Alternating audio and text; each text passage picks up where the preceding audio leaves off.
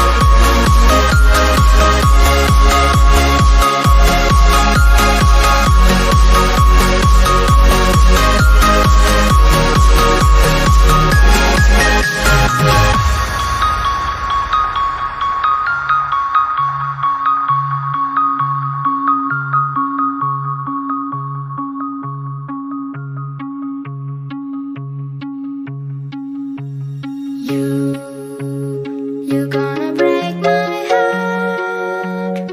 You're gonna tear it apart.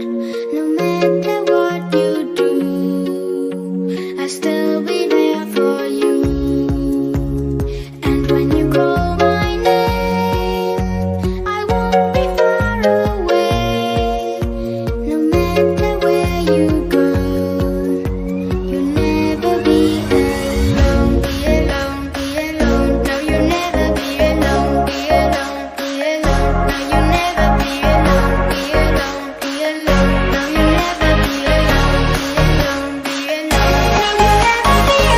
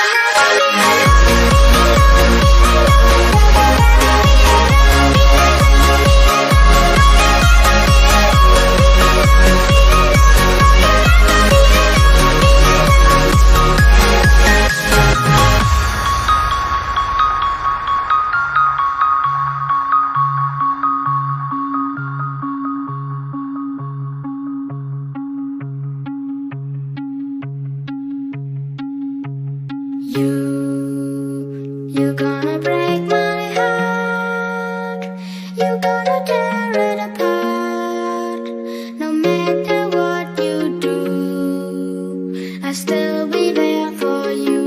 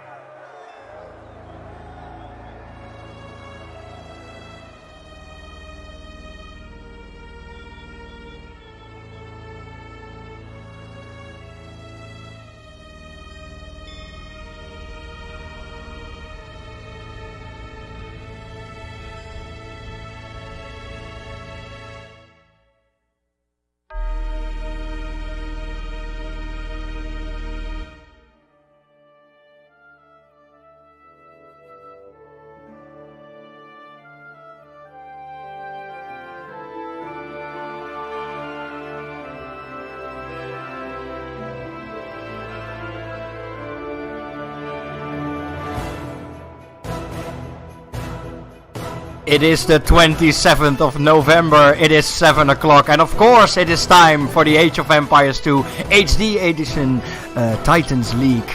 And yes, we are already at round 3 of 5 of the group stage. Oh my god. And today is a particularly exciting day because we are starting off with the Arena Games. Yes, the Arena Games! Let's get rid of the music. Of course, the Arena Games mean that every player starts with a wall around his or her base. A wall. It invites for some maybe passive play. But I hope that some people decide to catch their enemy off guard and do something aggressive. If not, I will be sitting here for another 6 hours. And that's what I did to myself, so no pity for me. Let me already drink some water. Oh my god, I've drank so much already. I think I'm going to have a problem. Well, we'll have to see about that. Today, wait. Is that the wrong screen? Is that the wrong screen? Oh no. Oh no. Wait. No. Okay, I'm so sorry, guys. Okay, wait. I can fix this. Oh, there we go. I have a checklist of everything I have to do before the stream starts. It's like 10 or 12 things. Refresh the overlays, set the timer, do some advertisement and annoy all my friends, ensure that everyone's watching. And one of those things is that I should refresh all the matchup screens. And I missed one. It's the first time I think I messed it up, but there you have it. Well, now that we had that out of the way, let's look at... no, it's still the wrong... No, it's the correct screen, but it says round 2. My god, what an abomination of a stream already.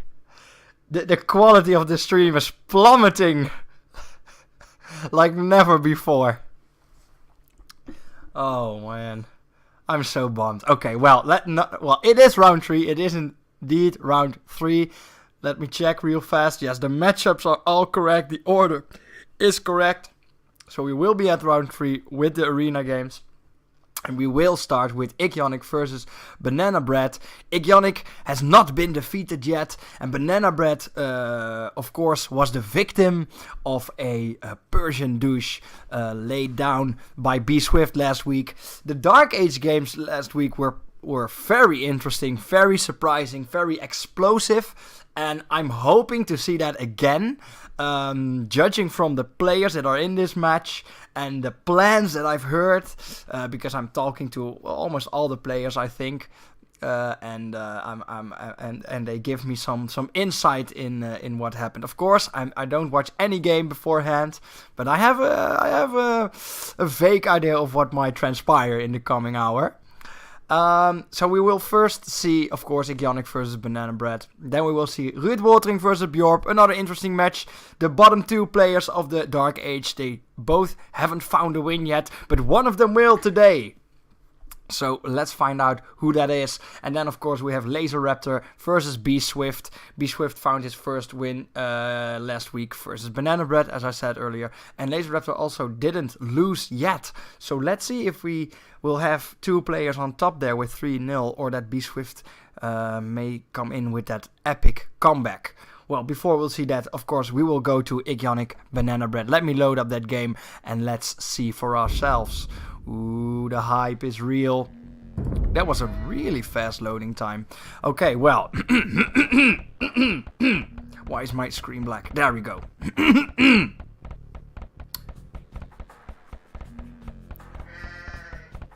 On the blue side!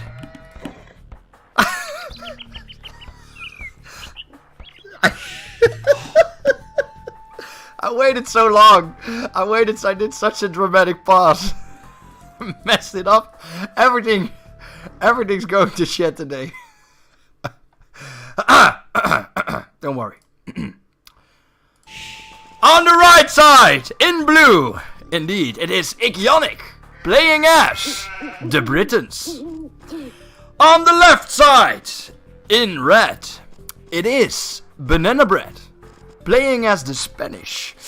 The Spanish versus the Britons. Very interesting indeed. Now, for the people who are not used to seeing an arena map, they might be quite surprised. Because, as I told earlier, there are walls here. Now, this can mean a couple of things. Well, often you will see this kind of shenanigans going on, where there is an entire patch of land with mostly valuable resources just blocked off. Ionic has been given the grace of a gate there, but what you'll see people do mostly is just destroying the entire thing or a big portion of it to just because it's only annoyance to them. There are no real ways to get to the other side. Yes, you could indeed in theory cut your way through with villagers or maybe something quicker like mangonels or onagers, but if you're fighting a close 1v1 and you want to win and you want to maximize the amount of pressure you're laying down on your opponent, that's not really an option. And pressure is one of the things that this map is all about. I'm very sure we will see it multiple times this week. These walls are very nice, and it will surely invite some players to play very passively and try to macro out their opponent. But what we will see, I'm very sure, is that this wall can turn from a defense from your base into a true prison. Because all the resources, all the relic, besides the starting resources of your camp, obviously, are outside of your base. And what you often see is that arena is a matter of who gets Castle Age first. So we will have to see who gets to that Castle Age first. Of course, we have seen Ionic do it very fast last week. I think it was a timing of 15 minutes and 36 seconds, somewhere around that, insanely fast. Especially considering the build that he did after that. So we will have to see if Banana Bread has any chance of contesting that speed. As I said, these walls are completely useless. That is how the map generation works. Arena is one of the smallest maps in the game. I think it's actually the smallest map in the game. And that's because every map starts with this insanely huge forest. Which, not the actual tile-to-tile size, but the playable size, the playable field is so much smaller than most maps. So the distance traveled is also very small, because almost always, the path between you and your opponent is only blocked by your walls and the walls of your opponent. So there's somewhat of a straight line, which also helps for some aggressive play. Now the Spanish, of course, are not all about getting castle first, but it is one of their main strategies, I would say, since that will unlock the Conquistador, one of the strongest units in the game, of course. And we will have to see if Banana Bread actually goes for that Conquistador strategy. Now, we will see Banana Bread doing something what some people might find pretty peculiar. And that is that he is building this house in this spot, and he will probably also build a house here. He probably should. And this is because there is a very notorious strategy on this map, and that is of course the tower hop. For people who are not familiar with it, you can build a tower here, just in that corner, in that missing corner, if you will. And if you garrison units in that corner, if you have a gate next to that tower, you can actually ungarrison them on the other side of the wall. So it's a little bit, I guess it's a glitch, but it's something that some people will not shy away from, I'm very sure. As we've seen last week, the dirty strats are something that will be used here in this tournament, and rightfully so. So we will not see that today here for Banana Bread, not in that corner at least. And we do not see Ionic attempting to block anything of that sort. Maybe that is his confidence, and maybe he just doesn't know. We will have to see. I just realized in the interest of messing the entire stream up, I promised everyone that I had an announcement to make at the start of the stream, and I just forgot. So I guess that'll have to wait.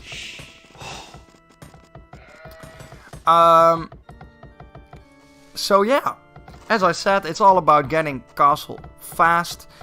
We see Igionic here finishing his second boar. We see this deer here blocked off by this wall, and these these villagers will move on and will build a mill there. I wonder why I didn't build it next to the brush, actually. It's an odd spot. It's an odd spot indeed. A lot of berries. There's a lot of villagers on berries. Actually, a lot of commitment to food. We do see some villagers on wood, but he also is committing to four farms. And he just clicked up to the feudal age. So I wonder what his build order is. He's committing a lot of wood to things that are not necessarily early military. So that's indicating some more passive style, I would say. As for banana bread, he is he has led woodcutters. It's a lot of woodcutters. It's very interesting. Of course, the Britons are a very strong arena civilization, because it allows them, with the wall, it allows them to go to that castle age fast and really commit all the resources they gather to boom their economy, to boom their empire, and go for that feared mass longbow. Mass longbow is so scary because you can just fire over this wall so far away.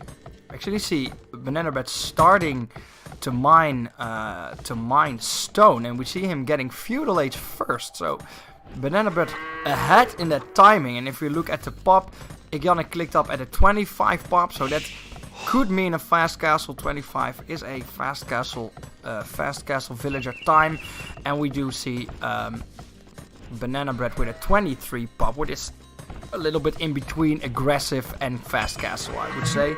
But we see the blacksmith and the market, so it's a 23 pop fast castle for Banana Bread. And I'm expecting Igionic to drop down. Yes, he's building real fast, and then just, well, he cannot actually click up to that castle age yet, so a little bit slower, and that's probably because, well, not probably, I'm pretty sure that's the reason. He committed a lot of villagers into wood, and I see people in the chat speculating about some sort of archer aggression, and that might very well be the case, although both players are not really trying to do anything like that. Well, we will just have to see. I'm pretty sure if you wanted to go for early archers, that this is not the build order Igionic would have gone for. Just going for an extra house, and he's clearly saving up for that castle age. So we will see somewhat of a fast castle for Igionic, and we will see a barracks for Banana Bread, so somewhat of a more aggressive build order there for Banana Bread. As I said, generally, Arena is all about getting castle age first and then pressuring your opponent, turning your opponent's base, your opponent's defenses in a prison. That's what it's all about. Curious to see here what Banana Bread will actually do after this barracks. Banana Bread, a little bit on his toes, of course. Has one game in his pocket and lost the other one versus B Swift in a very painful manner. We actually saw maybe some tilt last game. I hope he recovered from that and he regained his wits. We'll see maybe a victory. A victory versus Igionic would actually be very, very surprising, as Igionic is seen as one of the favorites to, well, at least win this group. See some. That's the sound that I'm making. Both players, by the way, not destroying these walls, so very comfortable with blocking off their own resources and making the path to walk there as long as possible. Well, I'm not judging you, but you know, here another wolf guarding absolutely nothing. I like the wolf placement generation of this game. Wouldn't it be more fun if the wolf algorithms were like the placement algorithms were more next to resources? Wouldn't that be fun, guys? I think that would be an awesome addition to this to this game. What do we see here? What do we see here? I am very, very curious about this strategy from Banana Bread, because he must know that there is a wall on the other side of the map. He must know that militia versus walls are not very good. We do see the man-at-arms click up, but we do not see a feudal age. I'm pretty sure, yes, that he is close to castle age, so I like the aggressive playstyle here for Banana Bread, but well, I don't know. I don't know what's going on. Oh, of course, he's going to try to tower drop this, and he will succeed. I'm not very sharp today, guys. I'm not sure what it is. We see an outside town center for Ionic, so Ionic actually not really noticing this. Well, he just now noticed this, and oh no, there will go the tower. Yes, yes, yes. I told you guys before, we will see this a lot today, and this is the first one, boys. It's the first one. We will see how this goes. 4 villagers in total committed to this tower drop. And he actually went for men-at-arms, which is an interesting choice. Interesting choice indeed. Let's see if he upgraded them. Yes, he took the +1 armor. That's very nice. And Ionic clearly does not know how this works. Oh, oops. Clearly does not know that this exists or how to block it off, because he could have easily build something here and he would have blocked it off. But well, he is castle age, so there's not really too much to worry about, to be honest, for Ionic, and we will have to see how he deals with this. So despite my fears, the first game will actually be full of action, and the explosiveness of the Dark Age will continue. Now we will have to see if Banana Bread manages to keep that man-at-arms off to the town center. Yes, oh, dodge those arrows, boy. Dodge him. Yes. Now, Ionic is also not attempting to wall off anything and actually defend his villagers from the aggression, and then we'll just pull them all back. So that will mean that Banana Bread will actually find some success with this and is actually ahead in points, hoping for him that he's also not forgetting his economy. He has so little resources. I would have liked this strategy a little bit more with the archers, because it allows you to get castle faster because you're saving that food. And as I said before, getting castle faster is really high priority in this map. It's really high. Well, Ionic had to pull some units, some villagers there for resources. He's actually belling it all. Oh wow, he's belling it all. So that's crazy. That's crazy. And now we will see, I think for the first time this tournament, some mangonel micro action. Let's see if the mangonel micro of Ionic will do. Is he not going to kill his own units? Let's look at the health bars of the men-at-arms. They will go down. He will actually kill a villager. Ooh, please, micro your villagers. Oh, he's slaying his own villager. This is pretty painful. Ionic is, well, wouldn't say struggling, but the damage that has been done with these 4 men-at-arms is way bigger than it should be. Way bigger indeed. And he's actually going to do exactly the same here. Now I wonder, oh no, this is not in the corner, so this will work. And Ionic does know it, of course, because he has line of sight there. And we really see Banana Bread bringing the fight to him. But he really has to start microing this. Make sure he makes use of that minimum range that the mangonel has. Yes, they are now in minimum range. The mangonel cannot shoot. And he bells it. Oh my god, what a fight this is. What a treat is this again, boys. We'll see this man-at-arms move up to these buildings, and that's the sad part. There's not really any opportunity here to do real damage. Yes, you can destroy this house, but it's not too interesting in terms of damage. Now, please, oh, it's only villagers in there. Oh, it's so important that you micro this well. Please don't. Move him up, waste his time. Waste every, that's such a shame. That's such a shame. But as I said, the 4 men-at-arms, well, in 6 in total, I guess, they did a lot of damage. If you look at what could be prevented, he could have walled it off. He could have blocked it off here. He could have even, he didn't even really have to bell everything. But that's what happens, and that's the surprising thing. We actually, I think for the first time this tournament, we see some slip-ups here for Ikionic, some weaknesses and some signs that early aggression is not something he's really used to dealing with. Not in terms of some conventional ways of dealing with it in any way. But having said that, Banana Bread is still not Castle Age. Of course, he has clicked up, and he will be Castle Age in around 30 minutes. Of course, going to the Castle Age takes 2 minutes and 40 seconds, if I'm correct. So that will be now around 20 seconds when he's done. Some nice relic position generation there for Ikionic, so that's good. And here we see the archers going down, and the Mangonel destroyed the tower. Now he is Castle Age. Minute 25, that's a bit late. This would have been insane if he pointed his... That he went with the Man-at-Arms is not wrong, per se, I would say. But it would have been so stronger, in my opinion, if he changed his economy to get castle faster when he pumped out the 4 Men-at-Arms. Go for the Men-at-Arms. It's something he certainly does not expect, so that's a good thing. Go for the Men-at-Arms, even take that armor upgrade. But then point it all towards getting castle faster. Then this would have been crazy. Would have been a crazy strategy. And now, I don't think it did a lot of damage. But we'll have to see if it's enough to actually slow Ikionic down enough. Now Ikionic did actually block off his own special. I wouldn't say his own special place. It's a bit strange term. His own hideout. So was not interested in getting villagers over there. And now we will have to see what Ikionic has in store, because there's not really any pressure now on the map for Banana Bread.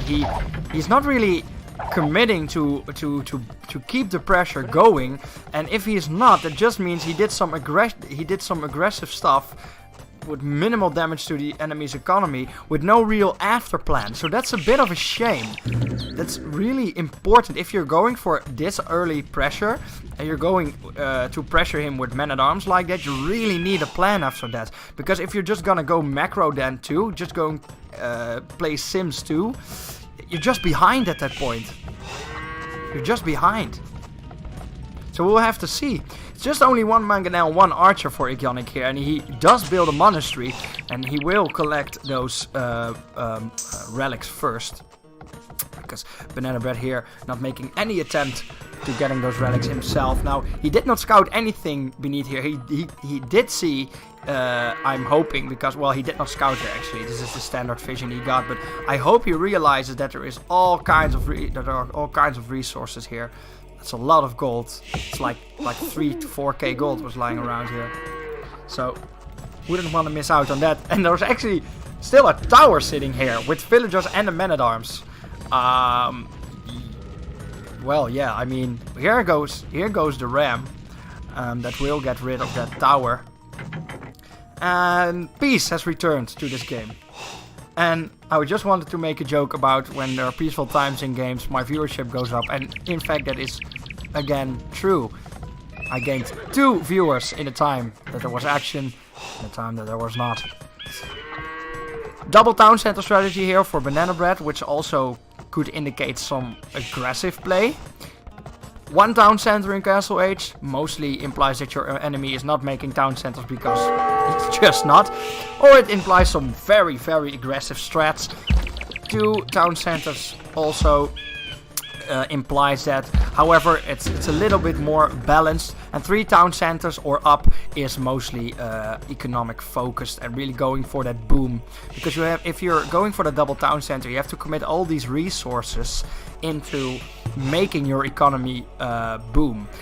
Because you're not only committing to a town center, you're committing to 50 food extra every minute for a villager, and probably also extra wood to build a farm for that villager to work on. So in terms of that, you commit a lot of resources with one town center. Really try to think about it like that when deciding how many town centers you want to build.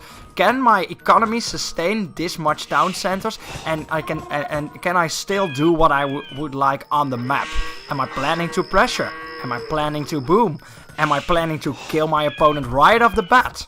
Yes, okay. How many time centers? Ooh, that would be a cool building. Time center. A little bit of Red Alert 2 action going on there with the Chronosphere. Ooh, Red Alert 2 tournament. I like it. I like it a lot. Not sure what these villagers are doing. 5 idle villagers. That's a lot.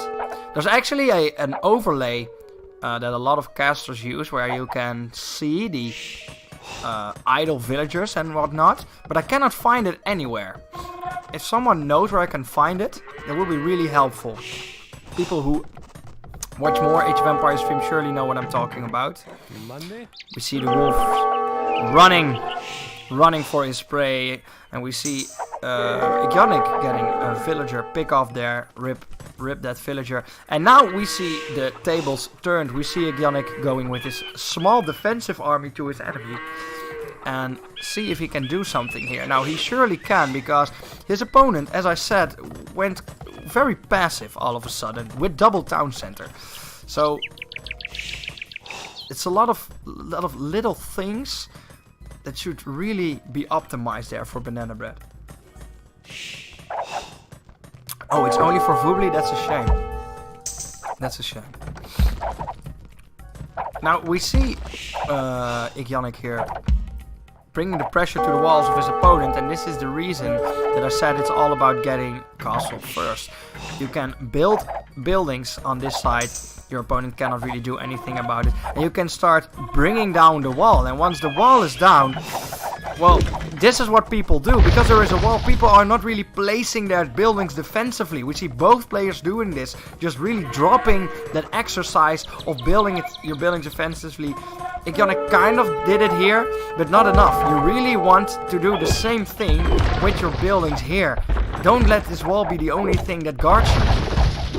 Now the knights for Banana Bread will come out, and they will actually be able to get this done. Ooh, some nice mangonel hits there for Banana Bread. He does have the armor upgrade, so these knights are pretty okay dealing with these archer. Ooh. And Ionic is really dropping the ball on that micro there, but he did crack that wall, so successful in that regard. We have to see if Banana Bread's actually able to get that wall up again before Ionic can bring in his units. Now, please don't kill your own units. Ah, it's so painful to watch. Mangonels are so powerful, but if you're not macroing them, they can be so destructive to your own army. Now we've seen it from both sides already. So that is that. Crosswoman slowly chipping away at that house. And yes, Banana Bread did manage to block it off again. But we now see that Ionic is firmly taking hold of that middle ground. Already on, let's see here. I think we can see, yes, 3 relics. And the other relics are just next to his town center, so he surely will have all the relics. His monk is actually on the way. So 5 relics will be there for Ionic. That will be 2 point. Is it? I think it's half a gold a second for every relic you have. I'm pretty sure that's the number. So that will be 2.5 gold per second for Ionic.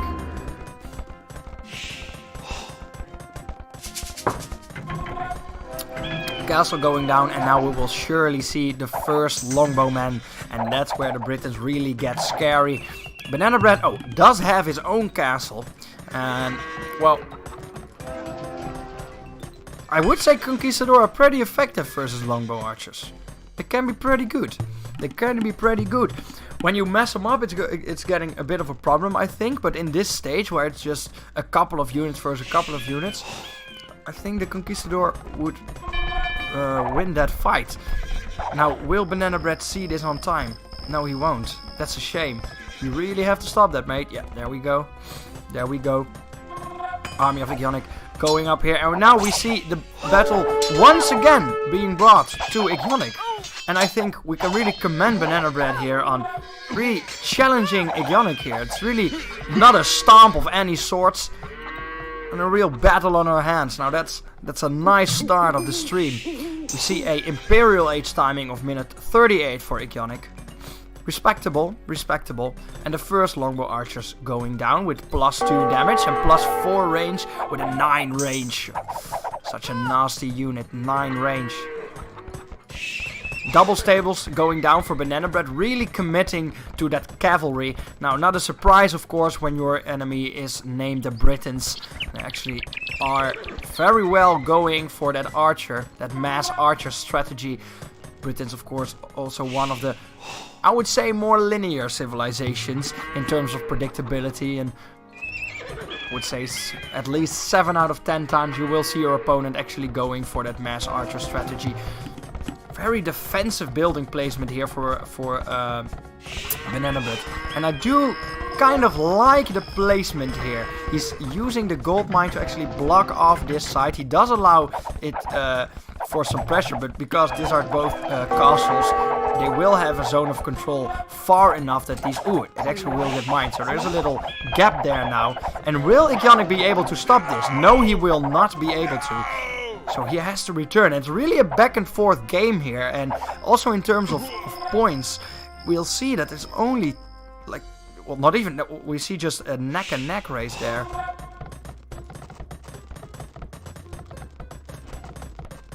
What do you guys think? I'm curious, what does chat think? Who's going to win this game? Who's going to win this game? I'm not sure. I'm not sure. I think both players have shown enough mistakes and enough cracks in their play it's to say that this game is pretty even. Pretty even indeed. 2 castles for both players. Both players with very crucial special units there. Special units that really dictate the pace and the way the game goes. And we will see Banana Bread here really looking for an opportunity to deal some damage. And I think Ionic really has the upper hand here, being faster. Yes, for this exact reason. He's really starting to mess up that army. And Banana Bread, not really, in 128 population. Population is actually pretty close, but...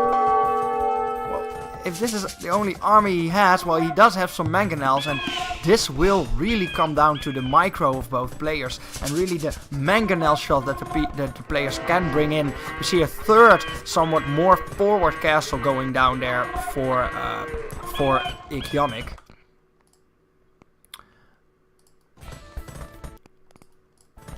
And a lot of pikes. So the army of Ionic really pointed, designed towards that strength that Banana Bread has built himself, and these knights will actually be able to stop production of this town center surroundings for a little bit. And if you can keep this going, you will be actually able to maybe do something. But there the trebuchet will actually start attacking, and this is the problem when your opponent is Imperial Age and you are not. Now Banana Bread is clicking up. Will not be able to finish off this wall. And now what will he do? Now he will really need these knights, and these knights will have to be committed to the trebuchet. They will die, and I don't think they will even get to the trebuchet. Well, not for long enough to kill him. No, not even close. That was not a surprise. And he actually just walked all his mangonels into that castle. That's really not what you want. Mangonels are so weak versus castles. Never do that. Never do that. Oh. And now, suddenly, we see the pressure shift from, I would say, somewhat even to a lot of pressure for Ionic. And now, it's actually calling the GG. He's calling the GG. I did not see that coming. I did not see that. Look at the Banana Bread. Look at the resources in your bank. Your 5k wood. You have 2.5k gold. You could have made so much units. So many units could have been made. So many units could have been mated. But you did not. Why? This game was not over. It was not over whatsoever. Yes, your opponent has trebuchets and you don't, but you still have double castle. You had the opportunity of making trebuchets. And yes, I get it, you had major pressure, but I do not agree with this resign whatsoever. But I guess the pressure got to Banana Bread and maybe... What? Yes, maybe the tilt was still a little bit there for Banana Bread. Just maybe. 4 blacksmiths. I've never seen that in a game before. I was really hyped to see some real back and forth micro action going there, but the pressure, I think it was too much for Banana Bread and he resigned. So I think we have to commend him again for the early aggression, the tower hop. It was all really well played, I would say, and it really showed that Ionic does have some flaws to work on, does have some ways to be beaten, but well, it didn't do the damage, and there wasn't any follow-up plan going from there, and I think that's the biggest reason that Banana Bread lost this game. There wasn't really any plan after the aggression. The blacksmith strat didn't work. That's a shame. That's a shame. Well, that's the first game, guys. Ionic versus Banana Bread. The third win in a row for Ionic. He has not lost a game as of yet. And Banana Bread started off strong with a win versus Ruud Woltering, but would now be 1-2 in this tournament. And he still has a very strong opponent to face, which is of course Laser Raptor. So we will have to see how Banana Bread fares. Yeah. If we go to the age timings, we see some close aging timing there. Of course, as I said, the 11-minute mark is indicating something more aggressive, and indeed that was the case. But then here you see it. Ionic was just 8 minutes ahead in castle timing, and there was not real damage done. There were some bells, and there were some villagers killed, but not that much that justifies 4 men-at-arms and an 8-minute delay.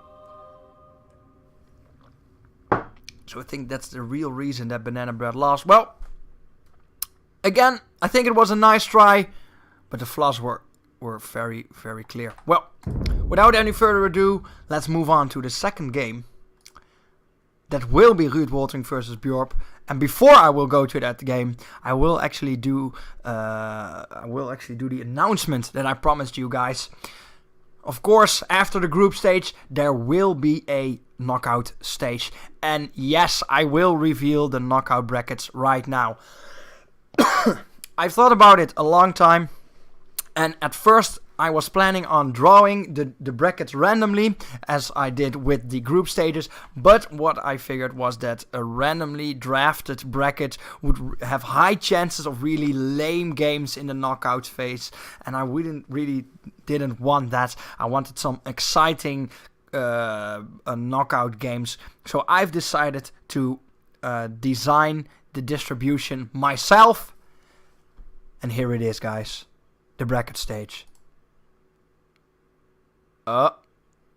There we go. So as you can see, 2 sides, of course. And every part of that bracket has 1 player of a group in there. As you can see, the first player of every group plays a 4th player of another group. A second player from a group plays a 3rd player from another group. Now this will mean that the first places of every group will not meet each other earlier than the semifinals. So I'm hoping with this design that it will make for some very exciting games, and the players in the tournament can also start theory crafting about where they might end up, or maybe where they want to end up. Wouldn't really want to encourage some losing on purpose to end up somewhere. And I'm sure with the spirit of this tournament that will not happen. That's why I'm not afraid of showing this early. But this is what it is, guys. Take a look at it. I have added it to the slideshow that you see in the break and in the end stream. So if you want to take a look at it some more, in the slideshow there you can see it again, and I will put it up next stream, of course. And in the weeks to come, it will slowly get clear who will play who. I'm very excited. But we're all only halfway into the group stage, so let's keep it there for a little bit. Let's go to the second match, as I said, which is Bjorp versus Ruud Woltering now. Both players have not found a win as of yet, and one of them will. And I'm very interested to see who that will be, because both players are on the same skill level, I would say. Not too far apart. And both players have shown somewhat more of a passive style. And I'm interested to see if that's still the case here on Arena. Of course, a game where passiveness can be rewarded, but can also be very, very punishing when your base is turning into a prison, as I've said so many times.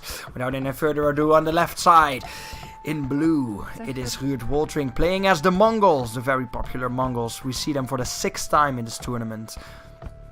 On the right side, in red, we see Bjorp playing as the Franks. Franks also pretty popular. I was going to say something and I forgot. Where was my train of thought going? Where was it going? Yes, Bjorp, of course, was the victim of the incredible monk rush that we've seen from Igionic last week. He asked for mercy. He didn't get any. It was very painful. And now, let's see if he can recover from that and maybe find his first win versus Ruud Woltering. Now the Franks, notorious for their night rush, of course, and their fast castle strategy, so that does tie in with this map. But there has to be some sort of siege workshop action thrown in there in order for your knights to go through. So for a full night rush, wouldn't really recommend that on this map. Not really something you could do. Now, the strategy of tower dropping does not really work when there is no gate next to this wall. So on this side it will not happen, and on this side it will also not happen. So Ruud Woltering safe from that strategy. Bjorp isn't, by the way. Bjorp is vulnerable to that tower drop, but we'll have to see if Ruud Woltering is aware of this strategy, and he is actually planning on doing so.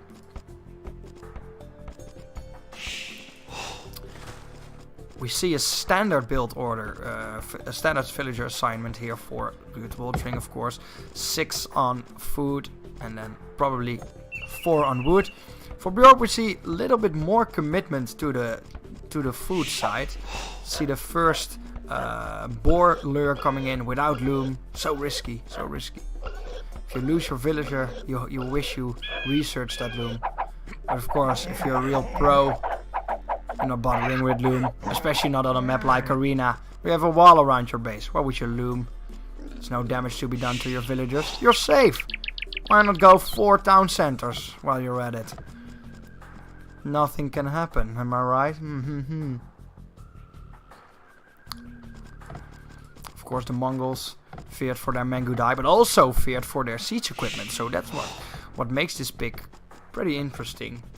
Mongols are one of the most played civilizations on Arena for that faster hunting bonus and for that siege bonus that they have there. Of course, Mongols hunt 50% faster, 50. And that's what makes them so good at going fast castle. And because you have that wall, you commit a lot of resources, if not all your resources, to your economy early on. There's no real reason to fear for any feudal age aggression strats. And that's why you can just commit to gathering so much food with your villagers. And we will see Ruud Woltering probably doing that here in this game. Bjorp not bothering building a mill. Why would you? You can save the wood for I don't know what. Is that a second boar? No. His second boar is right there. It will be lured right now. Still no loom. He does not care.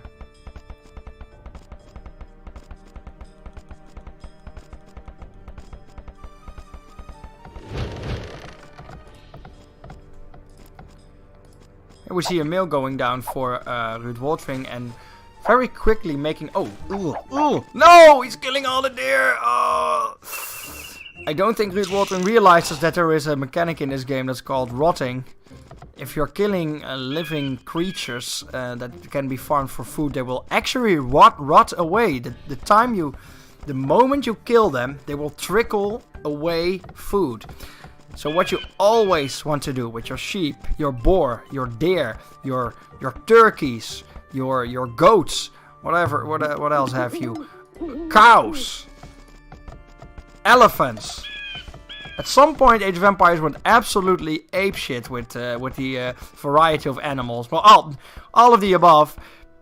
They just start to really lose food. So what you really want to do there is kill one animal at a time. And now we see maximum rotting loss here for Ruud Woltering. And he's really denying his own food here. That's real shame, because the Mongol bonus of the 50% food gathered really gets lost if you kill that many animals at the same time. So really something to take home there.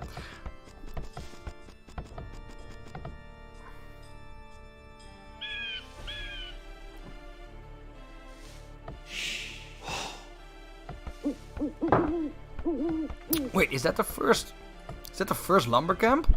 What's going on? That's a rather interesting lumber camp timing there from Bjorp. Really delaying that wood income. I don't know why. I don't know why why he did that. Maybe he forgot. That could be the case. Could be the case indeed. Well, we now see Ruud Woltering switching to the farms. Well, it still has a boar there. What's that all about? And he knows about it too. What's going on in this game?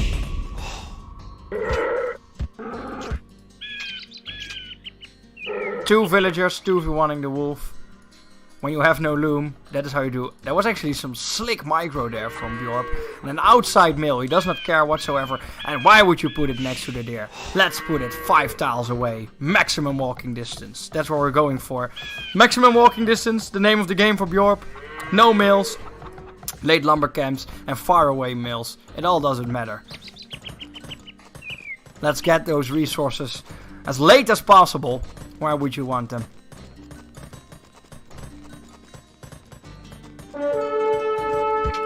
And here we see retaliation. Yeah, Ruud did see the low villager and he will kill it. That's what happens when you're not researching loom.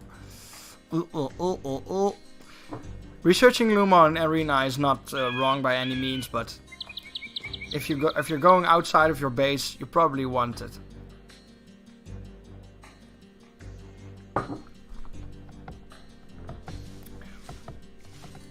This is just beautiful. It's minute 11. See a click up for Ruud Woltering. We also see a click up for Bjorp, so there will be a similar feudal timing there with a 25 population for Bjorp and a 22 population for Ruud Woltering. So we really missed out on some villagers there. And he will feel that. I'm very sure he will feel that. And he's not doing his boar, and he also did not scout this part of the map. It's a bit of a shame because there are sheep there. Again, as I said, normally players would destroy this part of the wall because it doesn't really serve any purpose. Yes, it blocks off some villagers when you're getting attacked. But if your enemy is in this part of the map, you're probably lost. And getting your villagers to walk straight to the resources and not walk all the way from here is definitely worth it, without a doubt. Do not let that wall stand there. Play to win, guys. Always play to win. Don't play to lose. That's not what we're here for.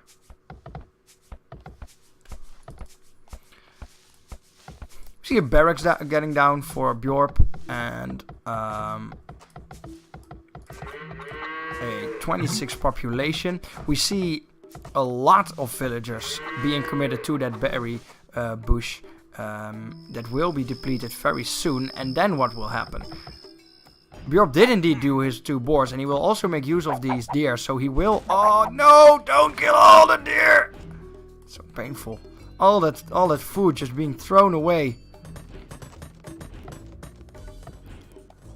Now, Ruud will now farm this boar. And you want to farm your boars as fast as possible, especially when you're the Mongols, of course, because the 50% gathering bonus you got there, and that's really allowing you to be faster in a lot of ways than your opponent. Maybe not on Arena, but on other maps you can use it to go man-at-arms. You could do that. I mean, it would be a little bit strange at the Mongols, but why not? Catching your opponent off guard can sometimes be very strong. But you can also use it to go Castle Age very fast. Now, minute 15 is a time that the Mongols can certainly reach Castle Age. Easily, I would say. But both players just chilling, hanging out, and really going for that more passive strategy as they've gone for in the other games. The other times, both players have faced somewhat more aggressive opponents. Banana Bread, more aggressive-minded player, as we've seen last game. Igionic, also one of the more aggressive players. Actually, the Dark Age really has some of the most aggressive players of the entire tournament, I would say. And for Bjorp and Ruud Woltering, it's a hard world to live in.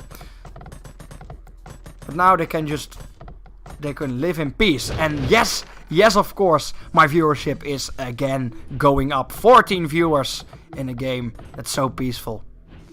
Thank you, and welcome to the only stream where we really feature the peaceful side of Age of Empires. Thank you for tuning in.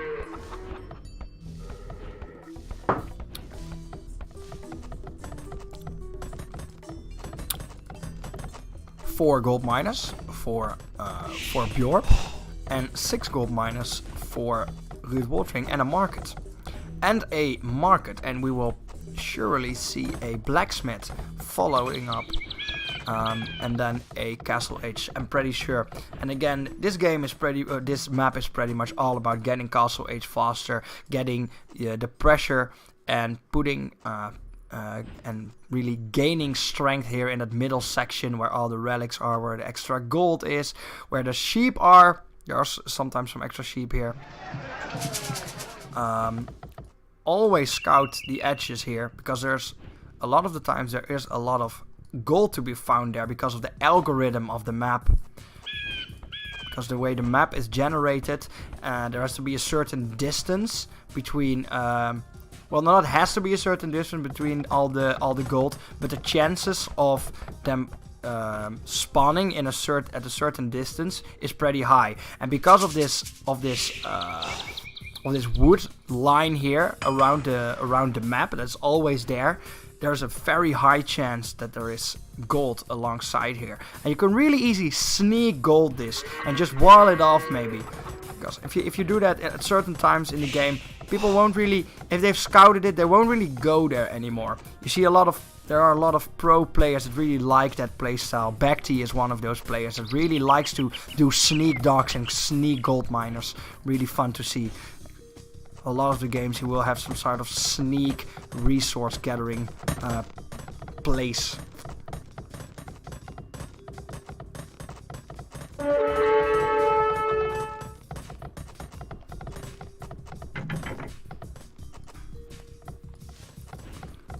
Now we see the click up for Ruud Woltering there, and Bjorp has not clicked up, and he did now. I was a little bit, my brain farted when I saw the food going down, but I did not see the Castle Age name change, but it lagged, I guess. We see very, very close castle timings there. So still, these players are really close in terms of skill level, I would say, and in terms of economic prowess. And we will have to see how they put it to use. Of course, the Franks have some really strong knights, and the Mongols have some really strong Mangudai, some really strong siege engines. But the castles of the Franks are, of course, a little bit cheaper. Now, is Bjork mining stone? Yes, he is. Yes, he is indeed. There he is. So, if he committed a little bit more villagers to this stone, he would be able to get that castle up so much faster than his opponent.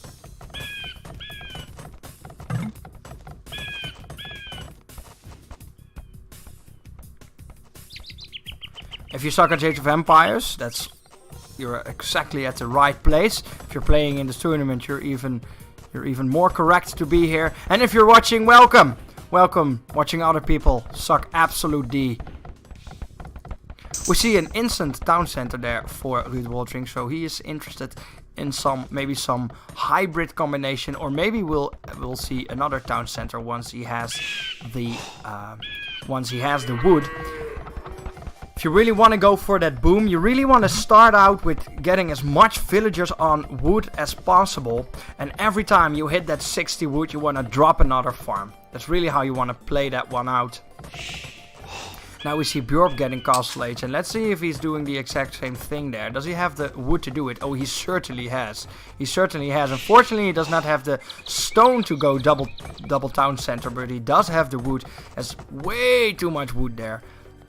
Should commit all that wood in building a lot of things. In this stage of the game, I would say the first 30 minutes of the game, you are not allowed to have this much wood. You need it for so many things.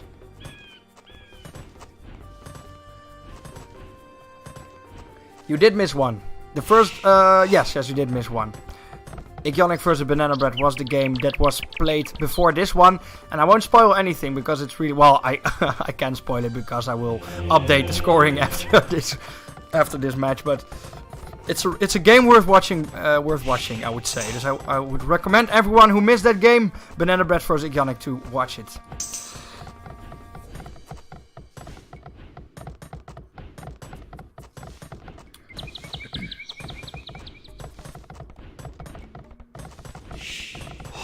I'm a little bit behind on the YouTube uploads. I'm sorry about that, but I will upload them ASAP. I will upload them ASAP, so you can look forward to that. We see the first monk going down for Bjorp, and that's really nice because once you've been able to get these relics and you're the first one to pick them up, it really gets you that advantage. We don't see any monastery for Ruud Woltering, so Bjorp will be able to pick these relics up if he's fast enough. We see a town center going down here for Bjorp on a rather odd spot. You really want to get that town center. He's building them. Well, this one is next to stone actually, but this one is not next to anything. Always want to build your town centers exactly next to any wood or gold or what resource you want to collect, because it just reduces the downtime your villagers have. It reduces the time your villagers aren't collecting or building or doing anything useful. And in this spot there's not really much of anything. Yes, you have more room to build farms, but you can build a farm for that. You can build a mill for that. Sorry, I'm always calling mills farms and the other way around. It's really annoying.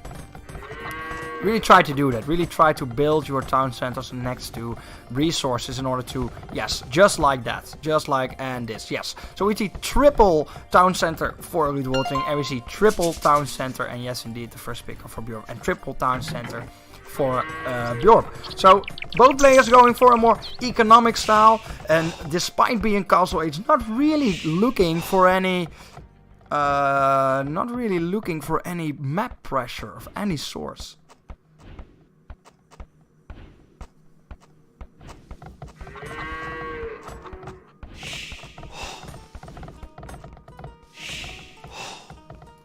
Villagers doing absolutely nothing. Actually pulled all his villagers away from the stone, so it's probably, or he forgot, or it's because he was just interested in getting these town centers out as fast as possible. But he did have the 200 stone, of course, and I'm not sure what he committed the stone to. I'm a little bit puzzled by that. I'm a little bit puzzled, but we will have to see. A lot of peculiar things going on this game.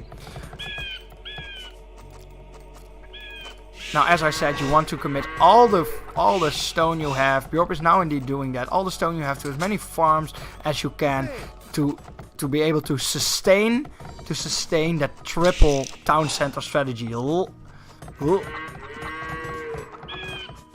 Yes, this is the French edition of the Farm Simulator.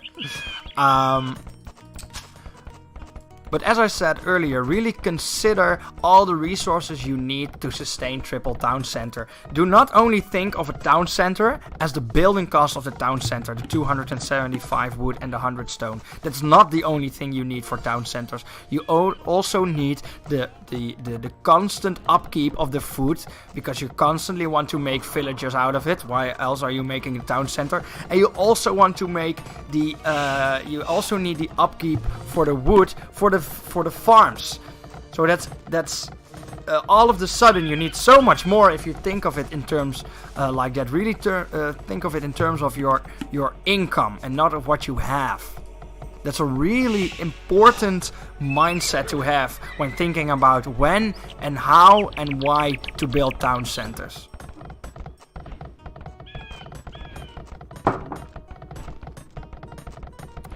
Actually, that's a way of thinking about resources in strategy game in general, which is a pretty good idea. Think in terms of income, not of what you have.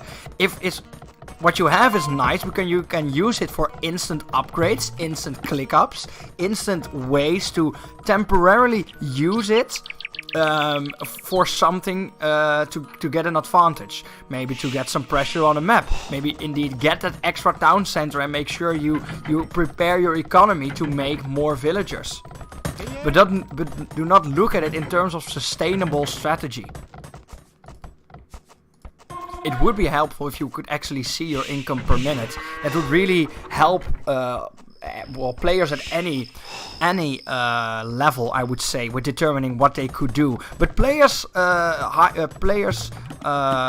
more skilled players will know this. And I will actually look the numbers up for you guys. And I will talk a little bit more about income numbers per villager per resource. So how much wood will you get for a villager on average? I do not know these numbers on the top of my head. I cannot tell you. When I'm playing a game, I have a sense. I have a sense of how much wood and food I am getting. But I do not have the exact numbers, but I will look that up. Because I'm interested in things like that, as you might have guessed. No lumberjack resets there for Bjorp, but as I said, I do like the placement of the town centers way better for Ruud Woltering, really maximizing the efficiency of his villagers. Also something that really adds up the income you have. Maybe even if Bjorp has more villagers on wood than Ruud would have more, because his villagers are having more time to actually gather the wood and are taking less time actually taking the wood to the place that they need to be. Slowly but surely we see upgrades coming in for both players. And we see camels for Ruud Woltering. Actual camels, but no siege equipment. So I'm curious what the train of thought there for Ruud Woltering is. I like the pick of camels, because as I said, a lot of the times Franks are rather linear, just like the British, a more linear civilization. The strong knights are 8, if not 9 out of 10 times the thing you will see coming out of the Franks. So going for these camels is a good choice, but you really want to make a siege workshop next to this in a map like Arena, because, well, your camels aren't doing much of anything. Maybe if you get lucky and you see your opponent getting greedy, you can attack him outside of his walls, but you should really scout that first and then decide if you're going for a non-siege workshop strategy, which, to be franks, I wouldn't really suggest at any time at a map like Arena.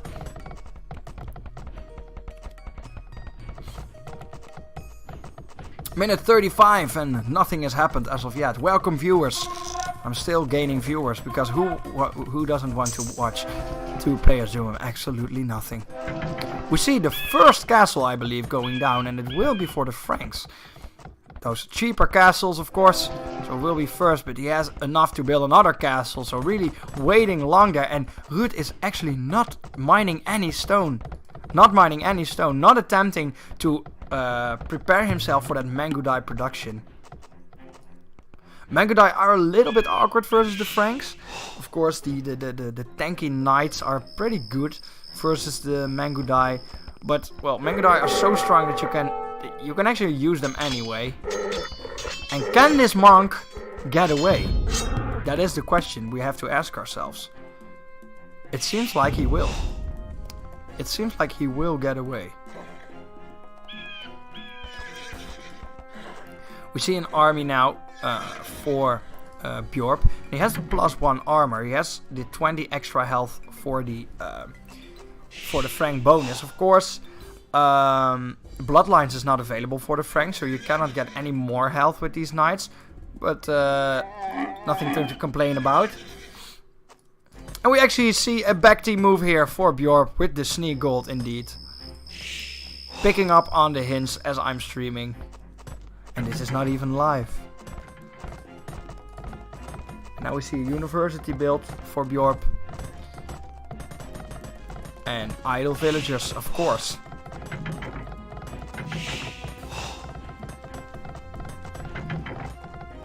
Now, would like both players to reset those lumber camps. Just build another lumber camp every 3 or 4 tiles. Just around now. Well, actually, this is a little bit too far in my opinion. Really minimize every... And now, I think my first suspicion was correct. He just completely forgot about mining stone. And he kind of panicked when he noticed. And he just committed the half of his population to it now. Well, rightfully so, because he really wants that castle going down fast. And I completely missed the fight. It's a little bit awkward there for Ruud Woltering. Cannot really do anything with these camels. Once he commits, they will just get mowed down by these pikemen. That does plus 15 attack damage against cavalry, of course. So they have a base damage of 4. Plus 2 is 6. Plus 15 is 21. Right? Yes. My maths are very bad, guys. So I will make stupid mistakes a lot. So when I'm doing it, I'm really afraid that I make stupid mistakes. But I think it's 21.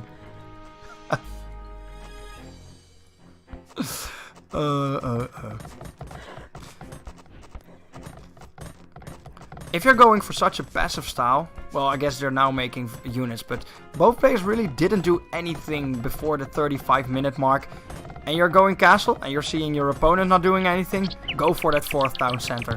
Absolutely commit to that strategy. Go for the 4th town and then outboom your opponent. If you're both going to race to prosperity, race faster. Really commit to your strategy. Something we've seen time and time again. We've seen it last game with Banana Bread. Not really committing to his own plans. And just when the first part didn't really go to plan, he just did little bits of every strategy, which isn't really a strategy at all. And it all went to shit, really. We see backline archery ranges here. And we again see this thing happen that once the players have a wall around their base, they don't really see any necessity to build their buildings in a defensive manner. Just place them next to your walls, people. Really do it. If the fight has been, if it's going this much out of hand that the fight has been brought to your walls, and your buildings are just under direct fire, you really want that time. You want that extra time. You really have to commit everything to just keep them out of your walls. The game is then pretty much over. We now see the castle going up for Ruud Woltering here in the front, and Bjorp's not really interested. Oh no! Oh yes! No! Yes! Oh my God! What are you doing? Why did you pull back? That was a GG. I'm not sure what happened. He was not interested in killing all the villagers. if he would have committed like 3 to I wouldn't have sent all the knights maybe, but if he just sent 5 knights into there, he could have done so much damage, but he pulled them back. So many surprising things happened today. He didn't. He felt the heat, and well, if he committed all the knights, and he would lose. Well, he would surely lose them because they wouldn't go anywhere else. They would be trapped in here. That wouldn't be a smart idea indeed, because well, you're losing all the pressure, but surely you want some knights in there. There was a real chance there for Bjork to just win the game right there and then. And we now see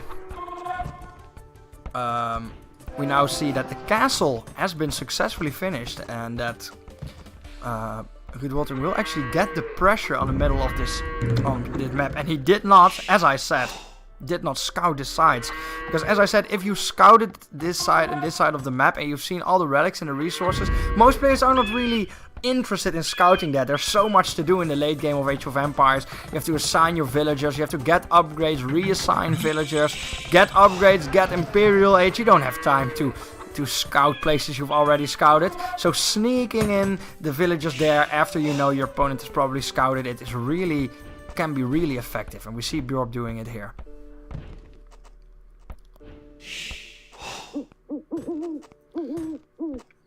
Now both players are Imperial Age, and we do, yes, see a trebuchet, 2 trebuchets going down already for Bjork, so he will be able to get that castle down if he wants to, because he really has the army to protect his trebuchets. Camels and Mangudai will not really do anything about it. Units like Mangudai are strong when you can dictate the location of the fight. Once Mangudai cannot dictate where they fight, they are immediately so much weaker. So much weaker. Because you cannot kite. Mangudais cannot kite when they have to attack a certain point. If your enemy is placing trebuchets right here and defending them, you can kite away, but your enemy is not going anywhere. That's exactly the place he wants to be. So that's the real problem Mangudai has. So once you have Mangudai, once you're planning on doing something with Mangudais, always make sure your strategy is pointing towards you bringing the pressure to your opponent. Or making sure your Mangudai at least can put the pressure where they want it to be. If you cannot do that, your Mangudai will be so much weaker. So much less effective. And I'm pretty sure we should also see paladins here for Bjork. So, and I'm sure we will see that here. The exact reason that I pointed out. If you have a lot of Mangudai, so much so that you can nearly one-shot trebuchets, that's a different story. But well, you don't really want to. You don't want to base your strategy off the ideal situation. It's not really a realistic thing to do, especially not in a game like Age of Empires. Now, where did all the trebuchets go? Oh, they're just going for the touristic route. Well, there we see 4 trebuchets going down, so that castle will go down really fast. And we will have to see what Rudwolter is going to do against this, because he has camels and he has Mangudai, strong units indeed, but not all the units that you want. He really needs more units, and he has so much resources. 5k wood and almost 4k food. He can make 1,000 pikemen, 1,000 halberdiers, and deal with these paladin. But he doesn't make them. He just doesn't make them. Use your resources, people. He could have been maxed out easily. Easily could have dropped down 5 to 6 barracks and just pump out halberdiers. Rudwolter will very soon find out that this place has been taken. He's having the same idea, but the foresight of Bjork is paying off here, and we'll find out there is a mining camp here already. And I think this is a very nice timing for Bjork, because Rudwolter won't really have the time to deal with that, I'm pretty sure. And now these trebuchets will go down, and they will go for the trebuchets of his opponent first. Will go for the trebuchets first. Now the paladin will be committed to fighting that, but they should really be committed by defending this. There's no real reason to fight here. Yeah, just stick around your trebuchets, make sure they don't get killed. And take down the castle of your opponent. First trebuchet will go down. Will Woodwolfing be able to get those trebuchets? I don't think he will. I don't think he will. The army of Bjorp is just too strong. He's just too strong.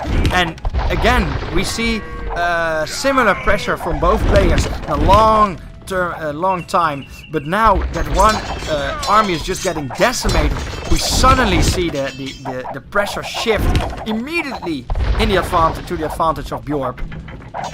He will be able to get this castle, I'm pretty sure. He did not upgrade chemistry. I'm pretty sure Franks have chemistry. Yes, this castle cannot be saved, cannot be repaired in time, and will go down. And with that, no Mangudai will be built. But as I said, these Mangudai won't do anything. This is not a situation where you want to build Mangudai. This is not a situation where you want to build Mangudai whatsoever. Oh, the trebuchet will go out. Oh, you don't want to walk out with your trebuchets when your entire army is dead. That's not a good time. I think he wanted to kill the watchtower, I guess, but well, yeah, that's what happens.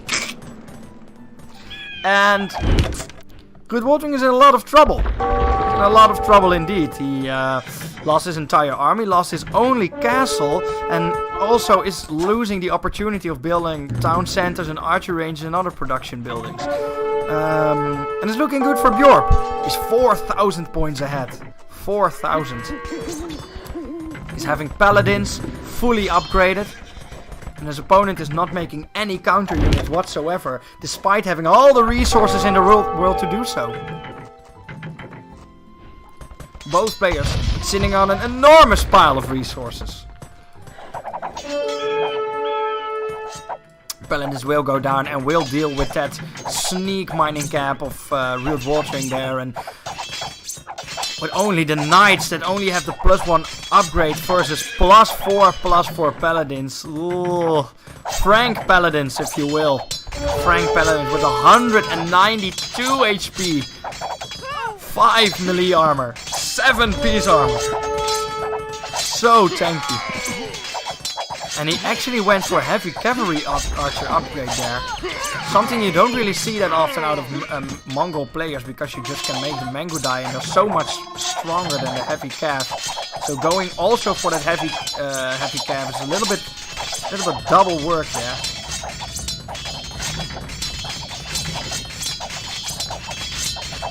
And what will Ruud Watering do to stop this aggression? What does he have in store? Well, I know what he does have in store. Around 20k of resources. Well, more like 15k, but still an ass load. And if he uses it, he can stop this. I will assure you. I can assure you, he can stop this aggression with the resources that he has. But he has to build units. He really has to start and build the units. This is exactly the thing that I was talking about earlier.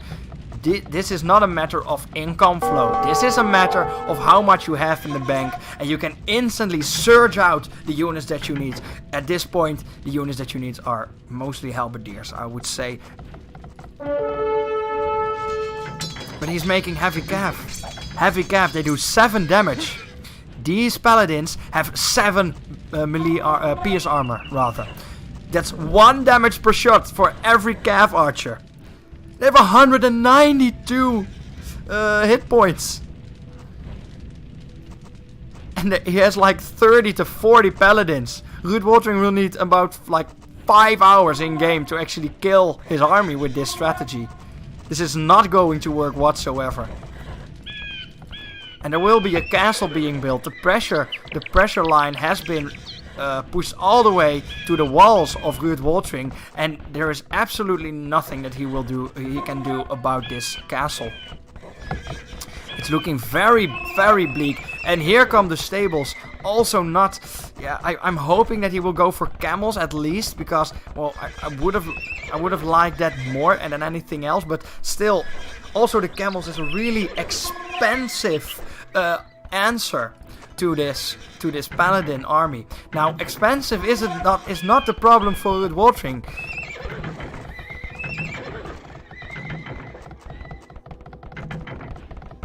He is richer than He is richer than Blizzard in a couple of years when they really pushed through all those microtransaction-focused mobile games. Really had to think long about that joke. Awesome. I nailed it, guys. The humor is through the roof. But now we will see the paladins pressuring this wall, and we see a lot of heavy cap, but as I said, they will do 1 damage every time they shoot against the paladin. And there's like, well, I'm not sure how much health there's walking around here, but it's a lot. It's a lot. And we have 3 trebuchets here waiting for this castle to be finished, waiting for the zone of control to be established, and then it's time to decimate the first part of Ruud Wolfing's base. We see a 5k lead for Bjorp, and this is very much looking like the first win for Bjorp. Now, do not be deceived. Bjork may have lost the first 2 games of the tournament, but these 2 losses were versus Laser Raptor and versus Ionic, the 2 favorites maybe for the entire tournament. So it's only now that Bjork has to play against people maybe somewhat closer to his own skill level. And we see here that if Bjork gets the chance to really establish his economy, that he has the knowledge to bring down his opponent. I think the decisions that Bjork made were far superior to the decisions that Ruud Wolfing made in this game. And there is little to no army. Now he will finally go for the pikes. But he did not upgrade anything for these infantry units. He did not upgrade anything. So also these pikes will get absolutely decimated. Now Ruud Wolfing will again commit to this. He has to commit to this. If he doesn't fight this, it will be over. But he will just get killed. If he doesn't change anything drastically about his strategy, this game is over. And we will see that. We will see this game probably being over soon. Ruud Wolfing, not a player to wait too long when he sees it is over. And I'm pretty sure then that when the unit will start pouring into his base, he will call him GG. But for now, we will see him continue on putting down the pressure. We'll actually see him pushing his opponent back. And now that we see him finally start making the correct units, which of course are the pikemen, we see that the pressure line is what's the word? Oh, what? Oh, there was still a gap there. And there, he overchopped. No, this is over. This game is over. There's actually 1 unit in there. There's 1 or 2 crossbows in there that really slow down these paladins, because they will all adjust to the slowest unit in your battalion. And now that the pressure has been built up in the back of his base, there is no way for Ruud Wolfing to actually stop the units from pouring into his base. All these villagers will be killed. The army advantage will go to Bjork. The economic advantage will go to Bjork. The match advantage will go to Bjork. It's time to call the GG for Ruud Wolfing. It's over. Bjork will get the first game in this tournament. He will be 1-2. And unfortunately for Ruud Wolfing, he will go 0-3. There we see the GG for Ruud Wolfing. And congratulations to Bjork for a fairly solid win. And again, I said it, we see when Bjork gets the time to build up his base and not get pressured too much, he will be able to bring down his opponent. He still has 2 enemies to face, and we will have to see if Bjork can actually take back matters into own hands and get out of this group stage. He will be 1-2, Ruud Wolfing will be 0-3, unfortunately for him. Now, if we go to the timeline, we see that both players started making units fairly at the same time here, around the 30 to 35 minute mark. But we just see Bjork doing it better, simply making more units. We see the unit cap here for Ruud Wolfing, and he didn't make any units, and there wasn't any reason he wouldn't, because he had all the resources for it. At some point he had 15k resources, and we just saw the same thing from Banana Bread. People are just not making units. What's going on, guys? What's going on? More than double the points for Bjork, so really dominating victory, especially there in the end. We just saw that the full upgraded paladin army, it was just too much for Ruud Wolfing to deal with. So GG to Bjork. And it is time to move on to the last game of the Dark Age. Again, rather interesting games. A little bit of a slower game here, the second game of the Dark Age group, but the first one, certainly nice one to see. And now we will see Laser Raptor versus B Swift. Ooh, very interesting. Laser Raptor 2-0, and he is looking to chase his rival, that is of course Igionic. For the people that do not know, next week will be the hype game that is Igionic versus Laser Raptor, and that game will decide who takes this group and who will probably end first in this group. Everything can still happen. Second place is not taken by these two yet, but it's certainly looking like it will be. B Swift, of course, lost his first game versus Igionic, but then won his game versus Banana Bread with the Persian douche. And we've seen that B Swift is interested in some aggressive strats too. Will he do it again? Will he take this game from Laser Raptor? Or will Laser Raptor remain dominant? We will have to see. The game is loaded up, the music has started playing, and the sheep are instantly collected. And this is Game 3, Laser Raptor versus B Swift. On the left side, in blue, it is Laser Raptor as the Aztecs. On the right side, in red, it is B Swift playing as the Teutons. Very interesting indeed. Now, the Aztecs, they are they are always a good pick because the Aztecs in the original game are super strong. We will see Laser Raptor using his sheep here to scout a little. So nice micro action going on there. The Aztecs, of course, very strong civilizations. They're very notorious for their early pressure, their feudal age pressure, but they're also very notorious for their monk rushes. Of course, one of the bonuses of the Aztecs is that they get plus 5 health on their monks for every upgrade that they have. And there are 10 upgrades. Yes, the Aztecs get literally all the upgrades that there are. So that's 50 health extra, which makes your monk super tanky and makes the already strong monk bonuses that you can buy so much stronger. Yes, Banana Bread, you missed your game. You missed your game, but you have to watch it back. I'm giving some solid advice. I won't spoil anything for you. I mean, you know how the game ends, but I won't spoil the advice that I give you. You did miss it indeed. So the Teutons, this is the first. This is the first time we see the Teutons, and that is why I will bring up the bonus slide here for the Teutons. The Teutons are a infantry civilization, and their monks have an extra healing range of 2 times. This could be one of the reasons why B Swift went with this race. Teutons are not a race. Oh my god, I'm if the Teutons are a race, I'm certainly sounding like a certain person in history that did a lot of bad things. He also thought that the Teutons were some sort of race. Let's not dwell on that too long. The monk healing range is very handy in a map like Arena, because as we've seen a lot of the times, there is a certain line of pressure in the map, and it's really going back and forth for a little while.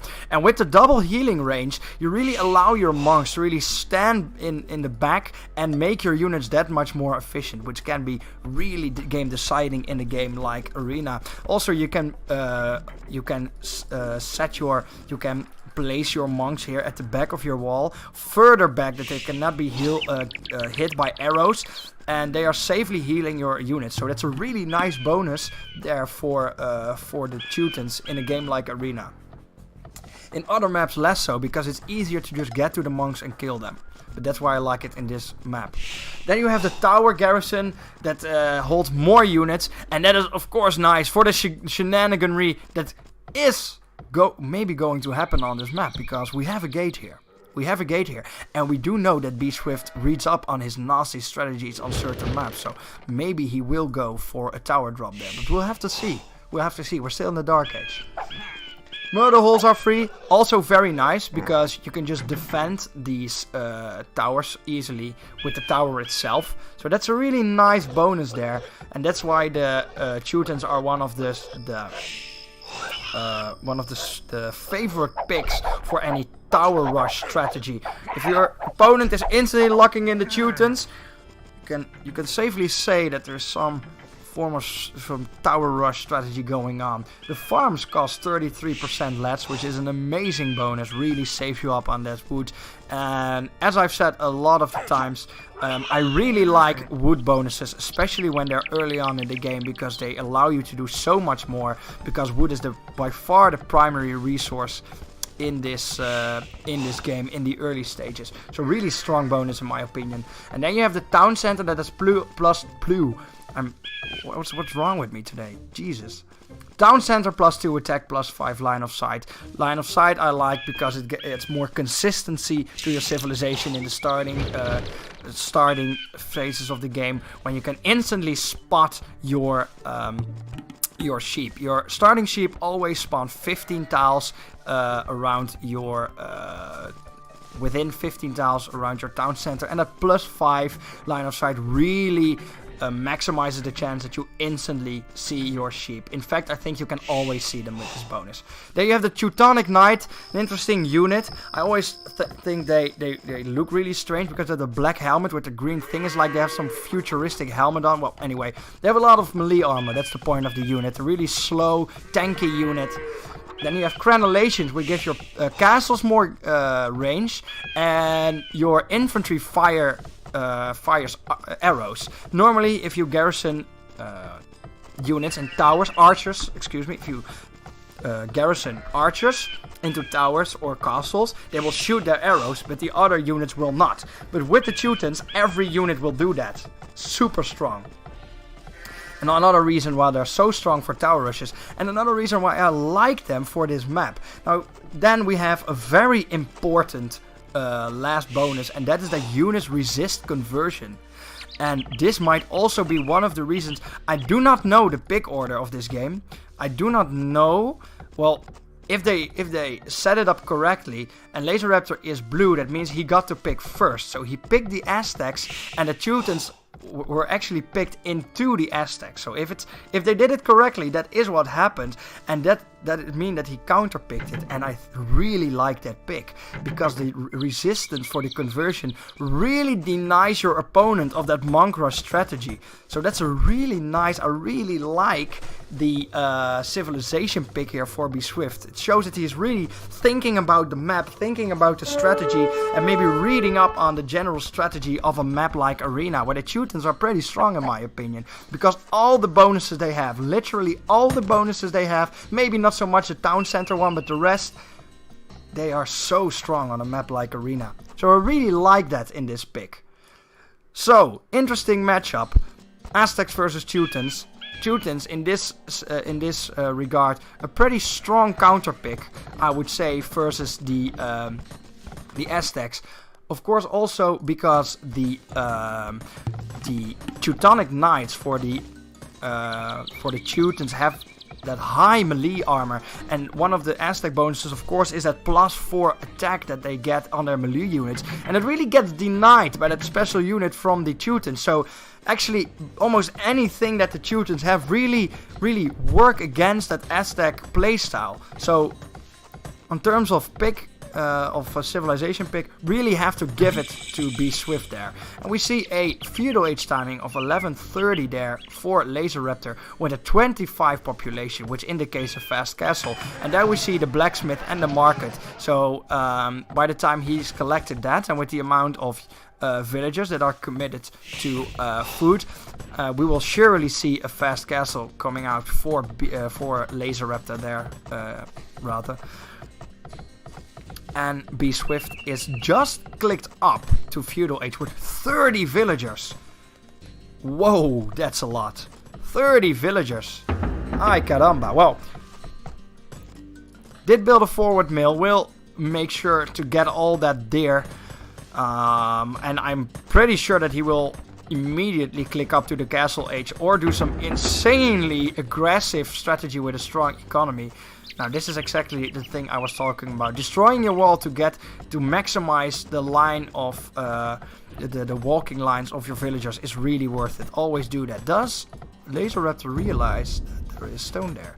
No, he does not. But I'm pretty sure he knows that there is land over there. I'm hoping for him that he will sooner or later destroy that. And I will also just destroy this. It's so worth it to just destroy it. This little bit of walking is literally worth more than when you're losing so hard that you're pressed up to this side and you're only forced into this part of the map. Don't do that.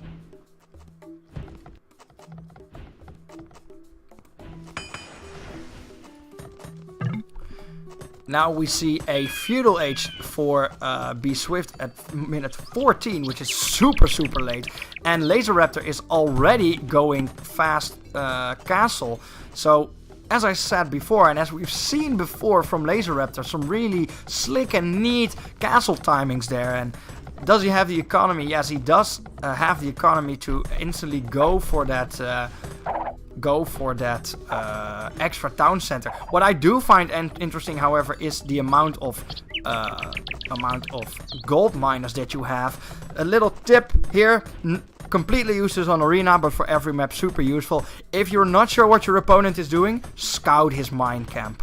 Always scout his mine camp and really count the amount of villager that he is mining gold on, because it could really indicate what he is doing. And why I'm telling you this now is because to me this doesn't make any much sense, because if you're going for such a fast castle on a map like Arena, you surely want to use this to just make your economy boom. And 6 villagers on gold at this point is so much. Not gonna use it for anything. He's 300 gold. He will not use it for anything, I'm pretty sure. Or he will. He will go for a Monk Rush against the Teutons. Oof. Oof. He will just do it. Does he realize what the bonus of the Teutons is? Oh my! Well, that explains the villagers certainly, but oh my! That's funny. Laser Raptor saw this strategy from Yannick and he said, "You know what? I can do that too. Watch me go." Unfortunately, his opponent is called the Teutons. And Be Swift, did he see this?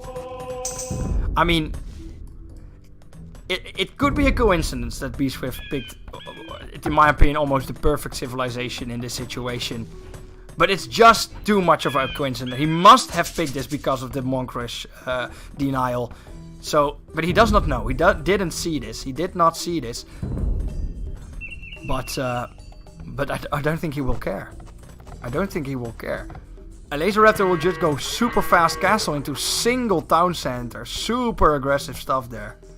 Super aggressive stuff there. And Be Swift will go castle. And I think that Be Swift will just go... Well, he didn't scout any aggression. His scout is trapped in here because he probably went in that gap into the wall. So...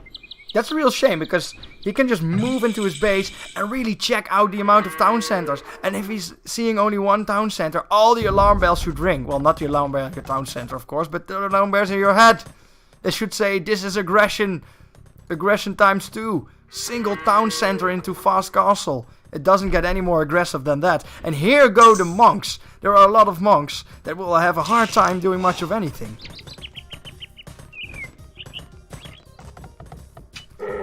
Will Be Swift notice it in time, and will he react? He does now see the monks, as expected. This is actually insane generation. I didn't think that this was possible.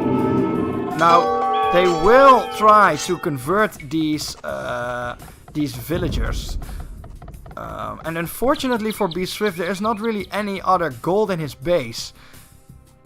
Map generation way in favor of Laser Raptor there.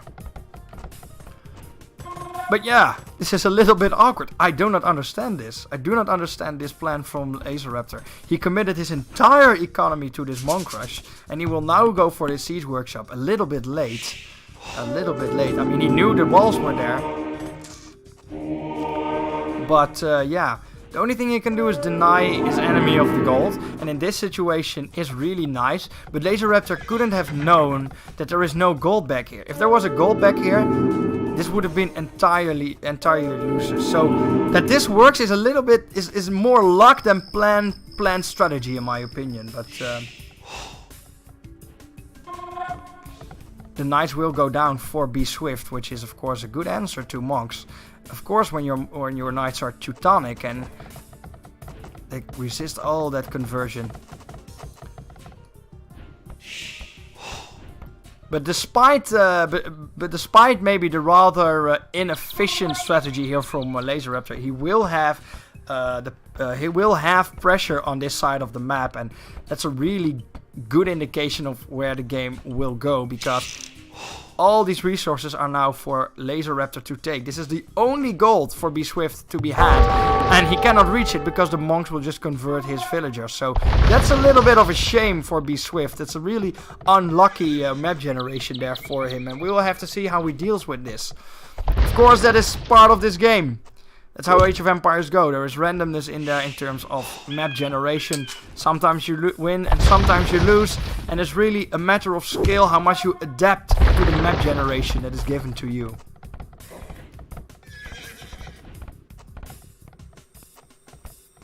Now, Be Swift really waiting it out with his knights. Going for the +1 attack.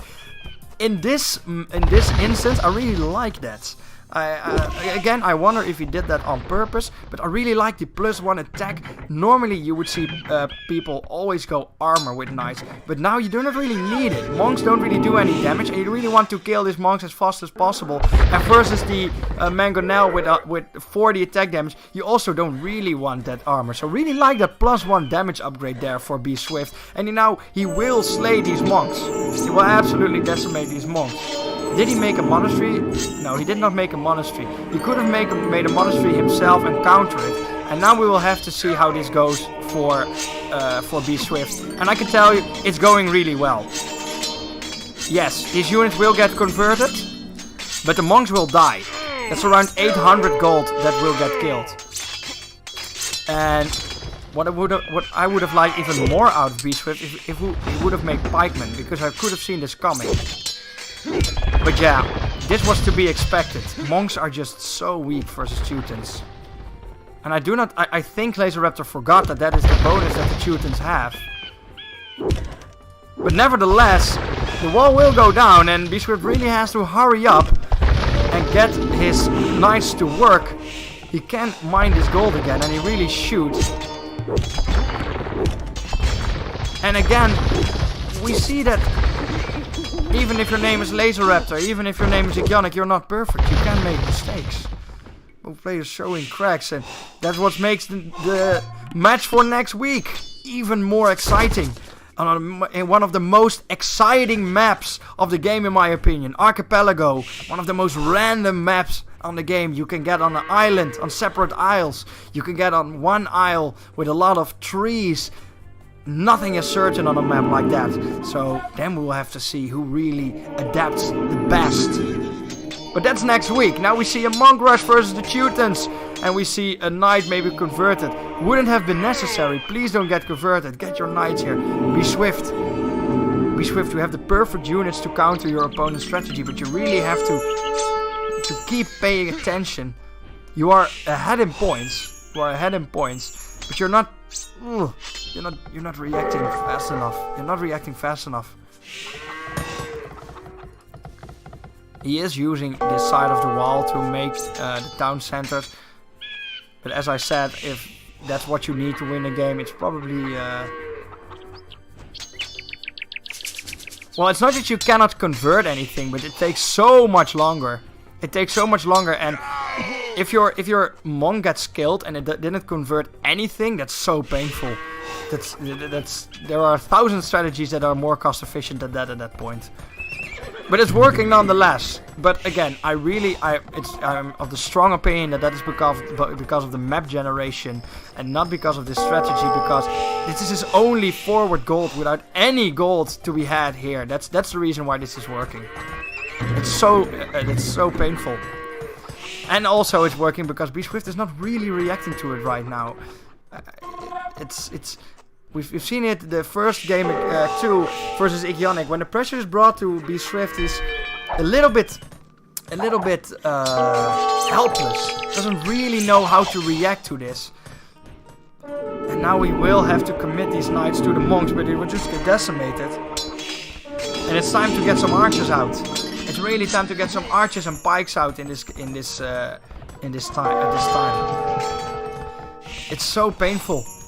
Laser Raptor will be very happy with how this is going, despite the circumstances, and it will slowly but surely convert this.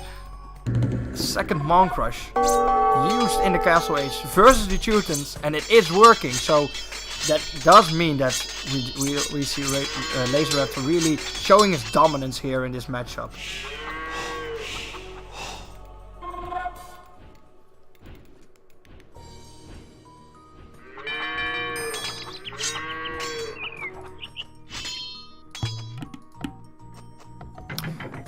Again, I really like the pre-game decisions from B Swift. I like the civilization pick. I like the playstyle around it generally, but again, the execution after it was a little bit lacking. And now we will just see the pressure line push more back into the base of B Swift, and the options of him slowly but surely decreasing. We will have to see if B Swift can do anything against this. He was at a point advantage, but that is slowly fading as Laser Raptor is comfortably sitting in his base. He's still on 1 town center. Wow, he's really committing to this. He's really committing to this. And that leads me more to believe that would this strategy have failed, would there have been a gold mine over here, and would he have stopped this aggression, this game would have been won by B Swift. I'm absolutely certain of it. Slowly the unit will get converted, and the efficiency that can be put out by this Monk Rush will come through. Skirmishers versus Watchtower, that will take a long time. That tower will not go down before this game ends, I'm pretty sure. And every second B Swift is running out of options. He's trying to get that tower down, and Laser Raptor not really paying attention. Could have prevented that villager from getting it, but won't. And now the murder hole, extra powerful towers of the Teutons will get built. But there are monks in your base, and they're converting absolutely anything.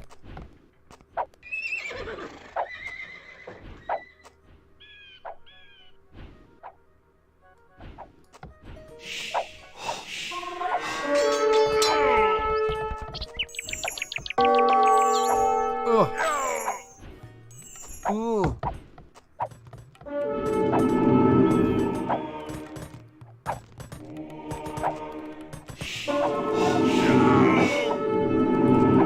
What will happen? What will B Swift do?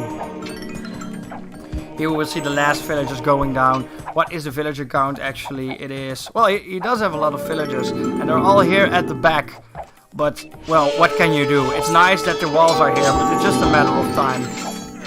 Your opponent controls 95% of the map, if not more, and all the resources, all the relics, all the momentum is all there for your opponent.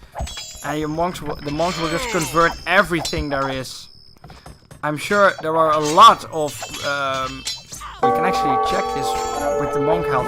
Look at these monks, 65 health. Doesn't have too much upgrades though. You can have like 100 health, I think, with monks, with the Aztec monks. But I'm sure he has all the useful upgrades. I don't think he has the upgrade that converts buildings, because otherwise he would have probably done that. But B Swift is in a real pickle here. It's in a real pickle here. Now there will just be a barracks in the base built by the converted villagers.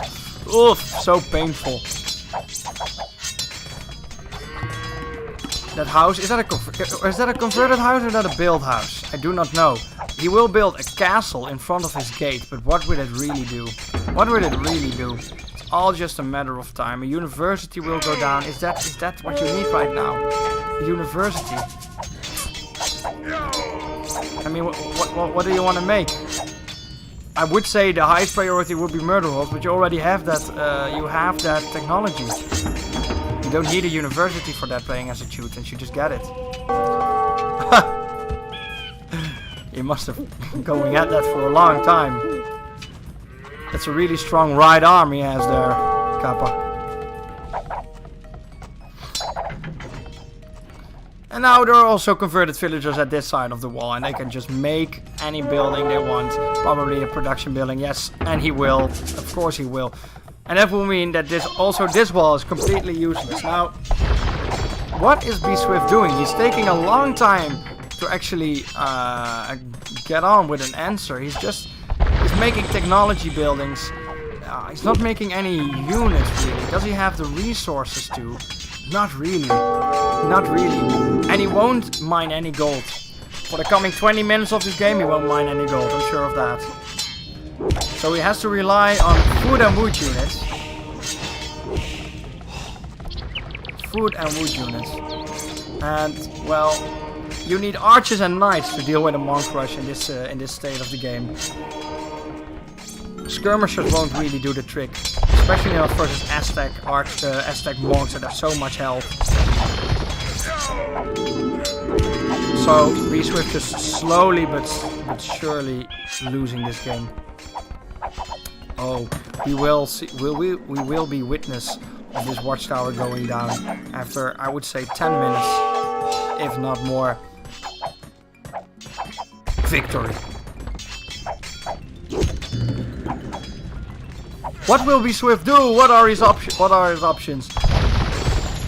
I've already said it. He has no gold, and he needs gold units to deal with this. But he cannot get it. His opponent is making a castle next to the last parts of his base. He is 600. He's only 600 points ahead, I would say. Laser Raptor just still chilling in his base and really committing 100% to this strategy with a single town center. Also not making a town center in the middle of the map. Really committing to this monk rush. And well, at this point, why wouldn't he? I mean, he won. Let's be honest, guys.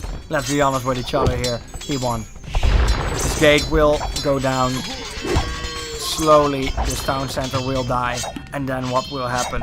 He's slowly making units. And yes, the only units he can really make are pikes, scouts, and skirmishers. But pikemen will just get converted and are useless to the units. Skirmishers will also get converted and do no damage. And scouts... Scouts are an option, but... Well, your opponent has pikes walking around, and also Eagle Warriors can be quite effective versus scouts. Especially the Aztec Eagle Warriors once they get that +4 damage upgrade. We will have to see, but B-Swift not having any of it. He is not giving up yet. He's not giving up yet, so there must be something that he has in mind to actually win this game. We've seen B-Swift giving up earlier versus Ionic, but he will call for the GG right now, and we'll see an HH for Laser Raptor. And that is the third win for Laser Raptor. So Ionic and Laser Raptor will both stay on top of this group, both 3-0. And unfortunately, B-Swift didn't find his second win and is now 1-2, tied with Banana Bread. And next week, we will see the Dark Age group really unfolding and will really start to show the first signs of how the groups will end in the last round. Congratulations to Laser Raptor. Too bad for B-Swift. As I said, a really nice pick them for B-Swift, but the execution of the strategy was way better for Laser Raptor. And he had a little bit of luck. If there was a gold mine in the back here, just like Laser Raptor has one or two even, this game would have been different. But still, well played from Laser Raptor. Congratulations. And we will have to see who wins that game. Ionic versus Laser Raptor. So interesting. Now here, can we see something interesting?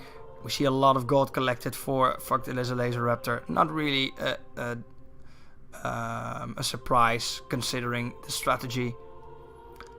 We see a very fast 15-11 castle time for for Laser Raptor. That's rather fast. That's faster than Ionic. So the tournament record for fastest castle age timing goes to Laser Raptor for now with 15:11. Let's see if one of these players or maybe someone else beats that. Villager High not that far out, and that's to no surprise because Laser Raptor never bothered to make an extra town center and just went all in for no real reason for that strategy. So interesting stuff there, and I've said it enough, and I'll say it one more time. Questionable decisions made by a lot of players in the Dark Age, but that will do it for the Dark Age games for today. We've seen some interesting fighting, we've seen some interesting games, and we will have to see next week on the map Archipelago who will win. For now, we will go to a short break, and after that break we will of course see the Feudal Age games. Feudal Age games. First we will see Anouk Milla versus Blueprints. Now also, these players have not found a win. So both, again, we will see a game of the bottom of the group, and who will find a win. I'm really interested to see that one. Then we see D versus that's a new word I just made up. D versus Crazy Old Wizard. Crazy Old Wizard didn't lose yet, and Dave is on 1-1. Will he take this tournament back, or will he go further down the drain? And then we see Henturio versus Lord Sias. Henturio had some of a weak start, had to wake up maybe, but will he be able to be woke, and will he be able to fend off against Lord Sias? It is also undefeated. We'll have to see. Well, as I said, I will see you in 15 minutes. We will take a 15-minute break, and then we will go to the Feudal Age groups. See you in a little bit, guys. Bye.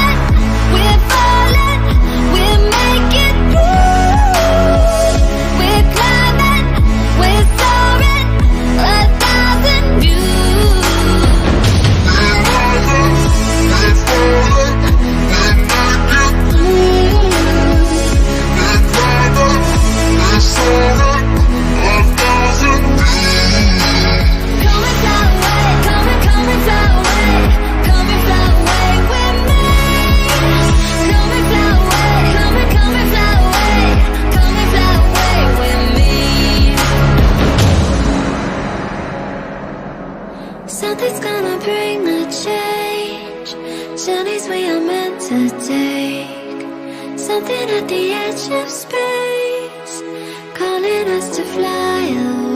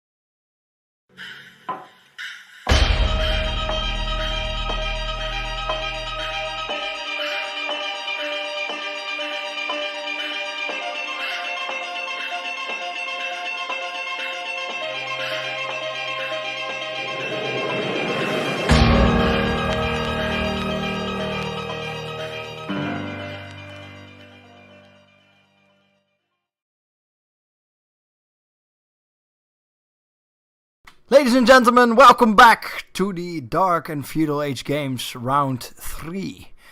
We have just seen the Dark Age games, of course. We've seen some interesting games. Slow, fast, aggressive, passive. We've had it all. Now we'll have to see if the Feudal Age can live up to the same expectations. We're having some interesting games. Of course, first we will see who will get his first win of the tournament. Will it be Anouk Milla or will it be Blowprince? Two beloved players of this awesome tournament. And I already know some hilarious facts of this game that I will share with you very shortly. Before that, let me tease the other games. Then we will have Deef versus Crazy Old Wizard. Crazy Old Wizard undefeated in this tournament. Let's see if he can keep that record up. And then we have Deef. Had a solid first game versus Blowprince. And then a little bit of a slip up versus Henturio. But still some promising things in there. And he did show in that game that he does know what decisions to make when the civilization is picked. Can he do it? I don't know. And then, the big question that is very alive in chat. Is Henturio woke enough or not? We will see it. And more importantly, is he woke enough to fight the epic god that is Lord Sias? And his fast, aggressive strategies that we have seen from him. Well, let's not wait any longer. And let's go to the very first game. Anouk Milla versus Blowprince. I'm loading it up right now. And I'm drinking a little bit of water. We are hearing the amazing music that Age of Empires 2 gives us. And I will go to the correct screen so that you can look at it with me. And then I'll say, on the somewhat bottom side, in blue, it is Blowprince as the Persians. On the top side, in red, it is Anouk Milla playing as the Koreans. Now the Koreans are a very interesting pick that I agree with on a map like Arena, because you are a strong tower civilization, and towers are nice in this game because you can build them in nasty positions and do nasty things to your opponent. We will have to see if Anouk Milla will do this. Now, in terms of what I suspect that people will do, I know a thing or two about Blowprince's thought process. I talked to this man. I've had the honor of talking to the man himself, that is Blowprince. And Blowprince thought to himself, I'm in a real pickle here. I am 0-2. I'm really getting attacked by my opponent super early, and there's not really much I can do about it. So much aggression, what can I do? You know what, I'm looking up the best strategy that is so aggressive that my opponent won't see it even coming. And what did Blowprince find? My English is good. He found the Persian Do strategy. Oh yes, the Persian Do strategy. You just get Feudal Age, destroy your town center, walk to your opponent's base and build a town center there. Then Blowprince got into a game that was Arena and found out that there was a wall around his base. LOL! So, I know Blowprince picked the Persians here with the intention to do a Persian douche, but I hope for Blowprince that he already drew the conclusion that that's not going to work out. Now, of course, he does know that there is a wall around his own base, and we do know that he did the research on the strategy he was going to use, but he did not do the research on what map he was playing. Now, I know Blowprince personally, I know he's a smart guy, so in terms of 1 and 1 is 2, he should know that if there is a wall here, there should be a wall on the other side. As much as I like Blowprince, I'm not going to pick maps that only one player gets the wall of, and the player will be him. So as I said, I did not watch this game. I did not ask Blowprince to tell the outcome, but he did tell me that that was the plan. I don't know if he's cancelling it right now, but I'm really hoping to see some live action where he's going to delete his town center and find out that there is a wall. Even if that's not the case, I think this is a nice map for Blowprince where he really gets the chance to show off his economic knowledge of this game. Killing all the sheep at one time really flipped his ideology around there. First game not killing any animals, and now killing them all at once. I mean, what do you want from the man? We see a dead villager here for Anouk Milla that's again playing on Brobert's account. Thank you, Brobert. Whoever you are. Now, we do see blueprints showing some signs of solid standard strategy. We see people on the sheep, we see people on the bushes, and now we see a lumber camp going down for him. He must have been feeling really comfortable in the boundaries of his base.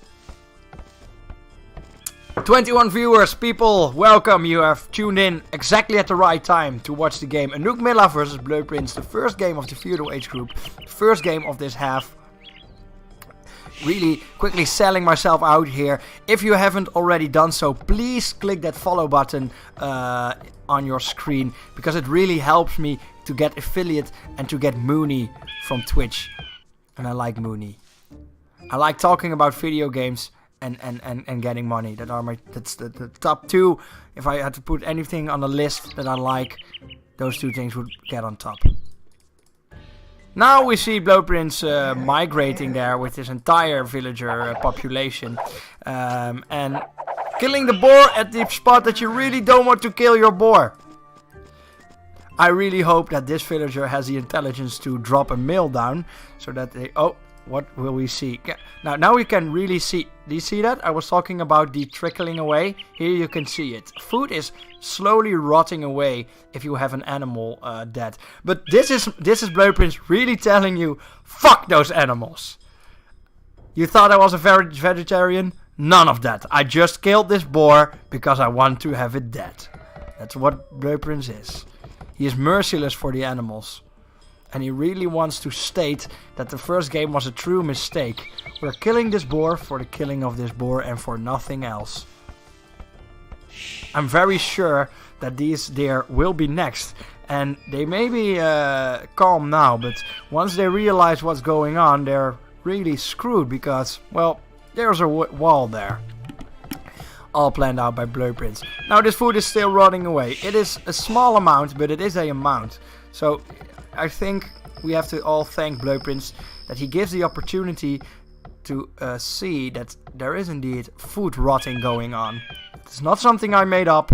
I'm not nitpicking anything. It's a real thing, guys, and you should all avoid it. Never kill one animal, more than one animal at a time. We do see a sheep. We see a sheep. We see a sheep here.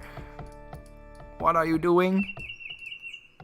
Gather the resources, guys. Now we see both players just getting some sheep here, left and right, missing out on the sheep, scouting around, and now Blueprints is drawing the conclusion that his entire strategy is going to shit. And what will he do? Will he adapt or will he die? I have no idea why he is not gathering this boar, but that's the way it is.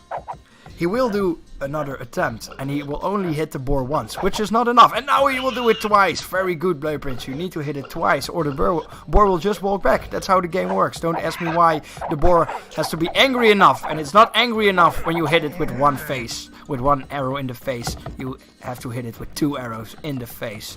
And now they will kill the boar, and then leave the most efficient place where they can gather food and go to the least efficient place where they can gather food. So really, really interesting strategies there for Blueprints. And again, really showing that mindset that animals have to die and that plants are just more delicious. And I see the general feel in the chat, and I have to agree, this game is completely going towards Blueprints in my opinion. There are no signs that Anouk Milla has any chance of winning this, despite the point difference in favor of Anouk Milla. Now, because I meme so much, didn't really talk about anything that was relevant. I'm sorry about that. Of course, what I did say is that the Koreans are nice on this map. One, because of their strong towers. They have more range. Which is nice when you are, well, making them here. Or you can just place them here and then just annoy your opponent. Especially because the resource generation for Blue Prince is a little bit unfortunate. Not as unfortunate as for B Swift, however, because he will have these back resources to take advantage of. But if he would elect to get these resources, the Koreans have all the chances to just put down some towers here and to really annoy your opponent. Now, the other nice thing about the Koreans in a map like Arena is, of course, the amazing mangonel and onagers they have. Of course, the Koreans have the unique tech upgrade that gives them an extra range, and their team bonus is that they get another range, which gets the onager range on par with a Briton longbowman, which is insane in my opinion. So, and for the first time this day, we see Enugmila destroying walls, something we see a lot of pro players do, and Enugmila is the first one to do it. So props to Enugmila for the pro plays there. Really, it's a shame there are no resources there. She should really do the same thing on the other side. Maybe she will. And because there are sheep here, there's gold here, all kinds of reasons to destroy this wall. There's no reason to keep it there. Now, as I was saying, the amazing range of the onagers is so useful on a map like Arena, where map control is so important, and the pressure line and the position of the pressure line dictates how the game will go. And with onagers that can shoot frankly to the other side of the map, well, that will help a lot. So yeah, that's really good. I like the Koreans. I like the Korean pick here. Long range siege equipment. Siege equipment is overall very strong. In a map where it's all about getting castle age first and locking your opponent into his own base. We've seen it time to time again. Once the front line is moved to the wall of the other side, there's really, well, the game is close to over. It's simply close to over. Now, these villagers will move probably to this berry bush here. Hopefully build a mill there. Blue Prince, not feudal age yet. He clicked up though. Has some villagers standing around. But a feudal age time of around 16 minutes is not bad if your name is Blue Prince and this is probably your third game of Age of Empires in your life.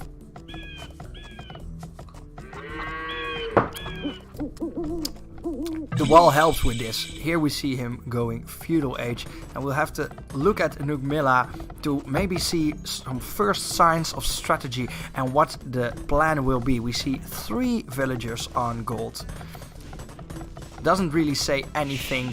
It could mean a castle age. It could mean aggressive play, but feudal aggressive play besides maybe the tower drop. Oh, boys and girls.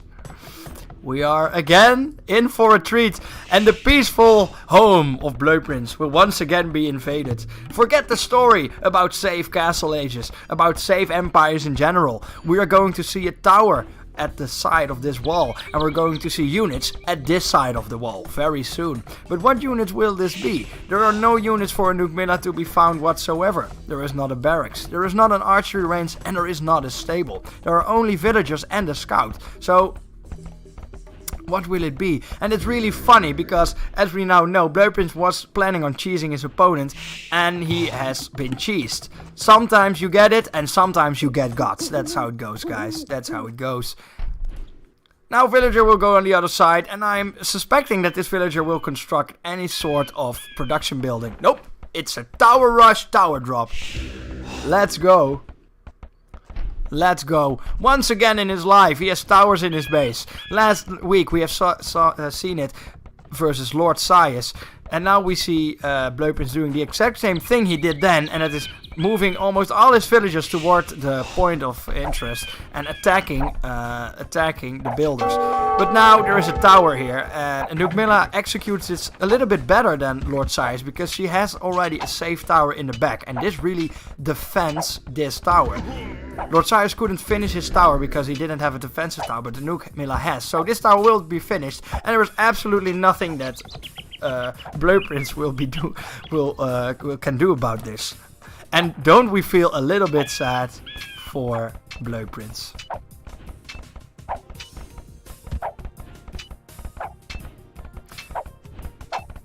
And now we see the revolt of Blue Prince.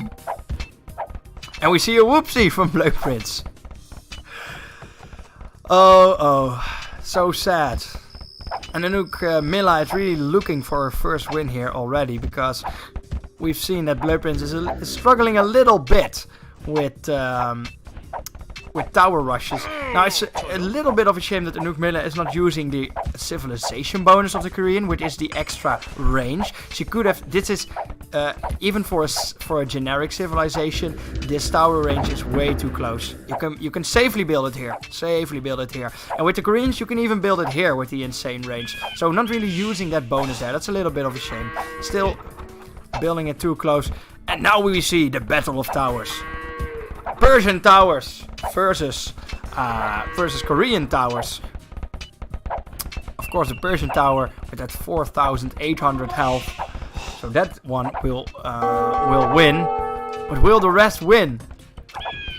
Blood Prince is realizing that he needs some stone to get it, and we see the second tower drop today. And I'm interested to see how many tower drops we will see. I'm hearing myself say I'm interested to see, and I'm wondering, did any of my viewers make the bingo yet? Where is the Titans League bingo sheet?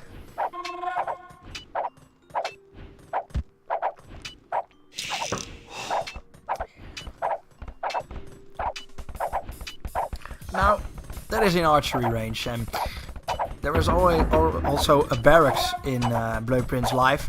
And Spearman coming out for Anouk Miller. Spearman, interesting choice, since there are not any units besides maybe the scouts that give any reason to make Spearman here. And she certainly does have the gold, 700 gold. She committed to 4 villagers on gold with the tower rush.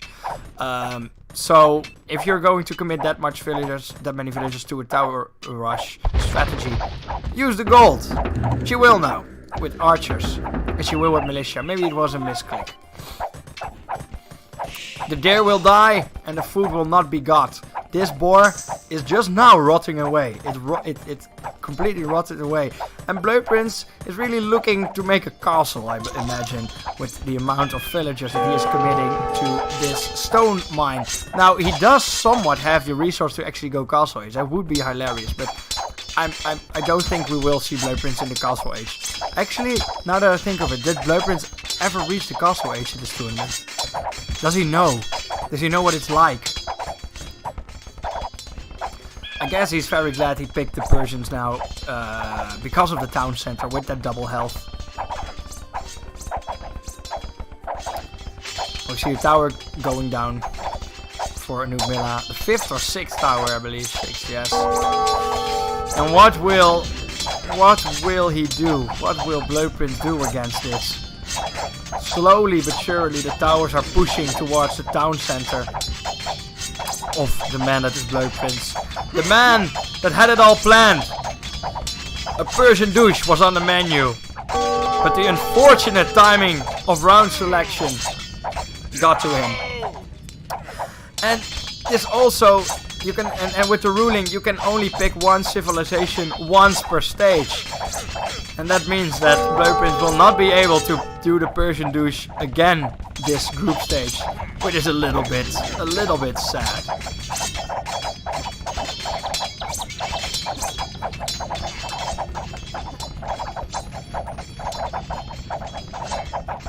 Villagers trying to repair and to build towers, but they can't. There are like 7 to 8 towers in his base. He has no production buildings. And, well, he is trying to make one.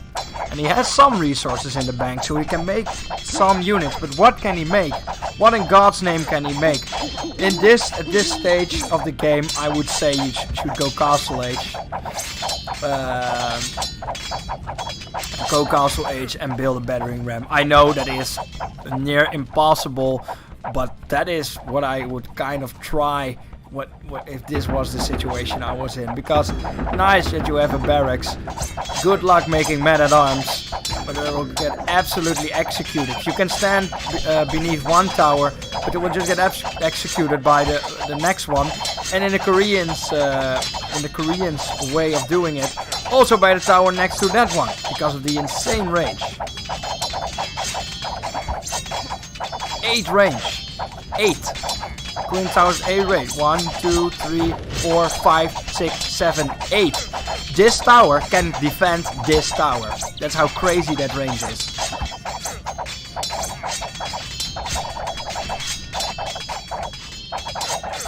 What will he do? It's such a shame. Meanwhile, we see Inuk Milla also not really going to any castle age. She could. She does have the buildings. Yeah, she does. She does have the buildings, and at some point she was planning to, but I think she's too busy winning. Haha! A dead villager there. What a painful sight to see. And again, we see at the very early stages of the game, Blueprint's chances shrinking and shrinking. With a population of 9, and his opponent with a population of 61. Not looking too good.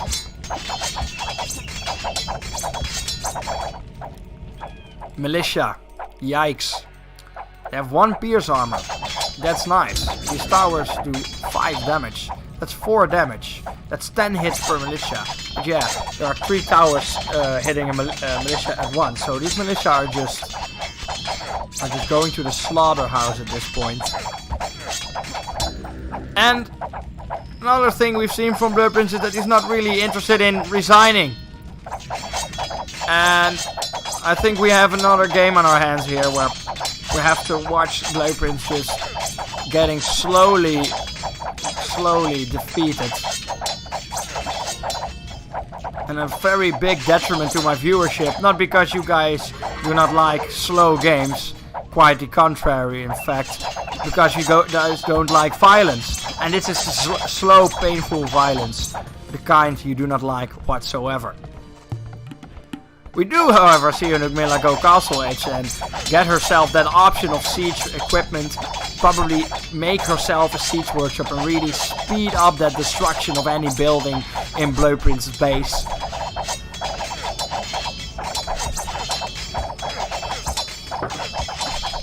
I have a speed up button, but I will promise you, I will never use it ever. I will promise you that. I've said it last week and I will say it again. We are not here to disrespect anyone. Every game is as important as the next one. If someone's dying slowly, we are watching them die slowly. That's how it is. Now, as I said, I'm expecting Inuk Milla to make a siege workshop here. Yes, she will. And she will probably churn out some battering rams. And then it will be all over. Meanwhile, Blueprint is just bracing himself for impact. He actually garrisoned some militia in here for the real surprise attack. And we see more militia to do absolutely nothing whatsoever. 1, 2, 3, 4, 5, 6, 7, 8 towers. Ugh. 8 towers, that's a lot. We do see a mangonel. Oh, okay. Mangonel also alright, I guess. Would have liked the battering ram more. Does more damage to buildings. Is more effective to against arrow shooting, pierce damage dealing units or buildings. But what does it really matter at this point? Here we see the Korean mangonel at work with that +1 range. It has 8 range. It outranges this tower, so I stand corrected in that regard. This tower, it has same range. It could hit it. It could hit it. It could hit it in a bit.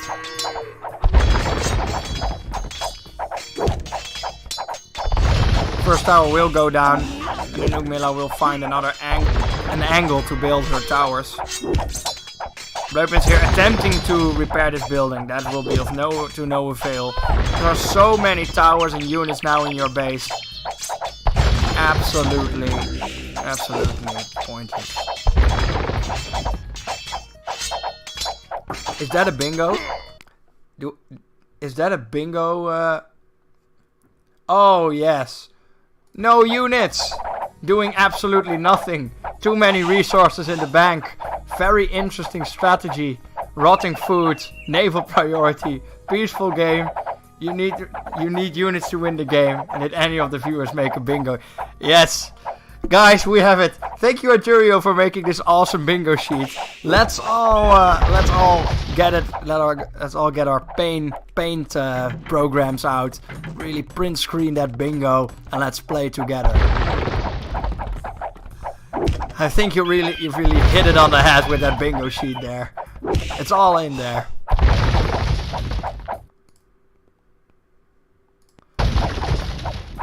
Well, the one I'm missing, I'm interested to see, is the one I'm really missing. The rest is in there, I think. The rest is in there.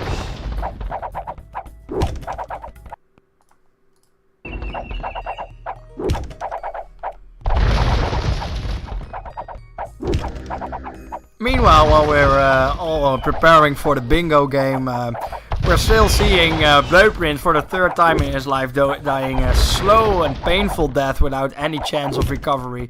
We now see all the militia coming out, and they will all garrison this building. Now, he is playing the Persians, he's not playing the Teutons, so that does mean these militia will not fire any arrows whatsoever, and the town center will get outraged by these Korean watchtowers. And yeah, we now see a castle in the base of Blueprints, and still no reason enough for this man to give up, and that is admirable. That is certainly admirable. I like that mindset a lot. We see a second mangonel going at it there. Again, no battering rams. No battering rams. Would have been faster with battering rams. But whatever. And here we see it. All the militia will come out. And will they fight? Will they find a pick against these mangonels? The mangonels are focus firing the town center. The Nukmilla is not paying attention. There's no kiting. The militia have no armor, so they will get down. But they will kill the first mangonel. And will they kill the second? It's so low. Yes, it will go down. And now, what will it do? Will the tides turn? Here goes the Castle Age army for Nukmilla versus the Dark Age army of Blueprints. And now we see a castle that shoots multiple arrows in your face.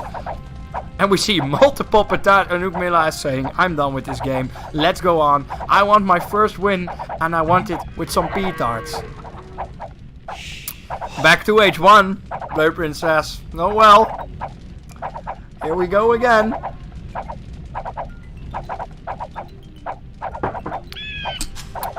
Poor Blueprints.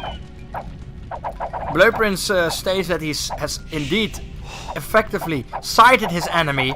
He has concluded that the enemy is indeed on this map, and that it has made some buildings on his part, and he will GG. Has he lost his fate? Has he lost anything that he believes in?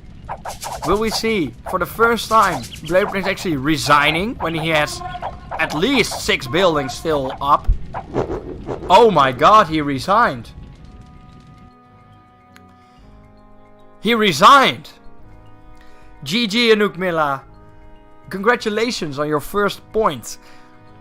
You only need 1 point more to really get yourself in that next phase. Maybe you have to play a tiebreaker, but 2 wins really ensure you that you're not immediately dropping out of this tournament. And that's still a long way for Blueprints. He really needs to win his 2 games in order to improve and to promote to that knockout stage. And well, it is a slow improvement, but I would say we see an improvement of strategy day by day. He did not in fact escape the Castle Age as of yet, but we'll have to see about that. What nice of a story would that be if we've seen Blueprints actually escaping the Feudal Age before this tournament ends for him. That would be awesome. Congratulations, Nukmilla. I'm sorry, Blueprints. You wanted a Persian douche, but there was no water.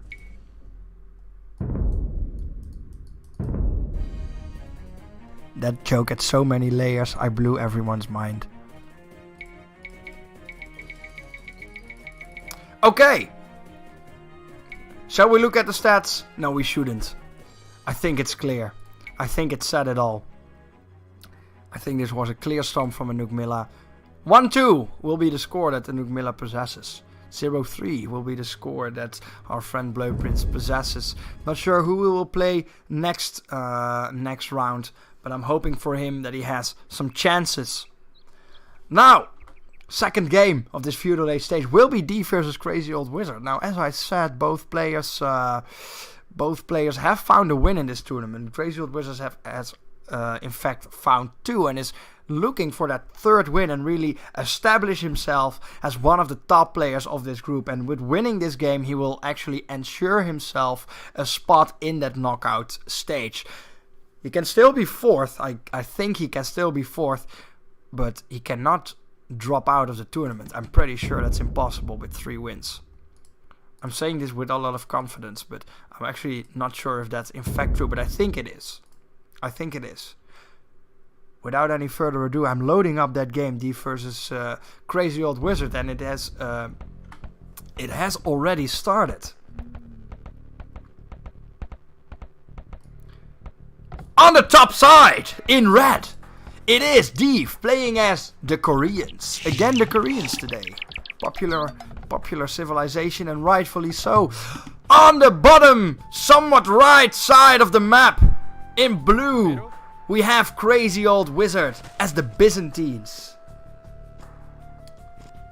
Now, let's get a poll in chat. Who's going to win this game? I don't know. Both players, as I said, have found a win. Both players have shown they know a thing or two about this game. And I'm expecting a close game here, to be honest. But we will have to wait and see.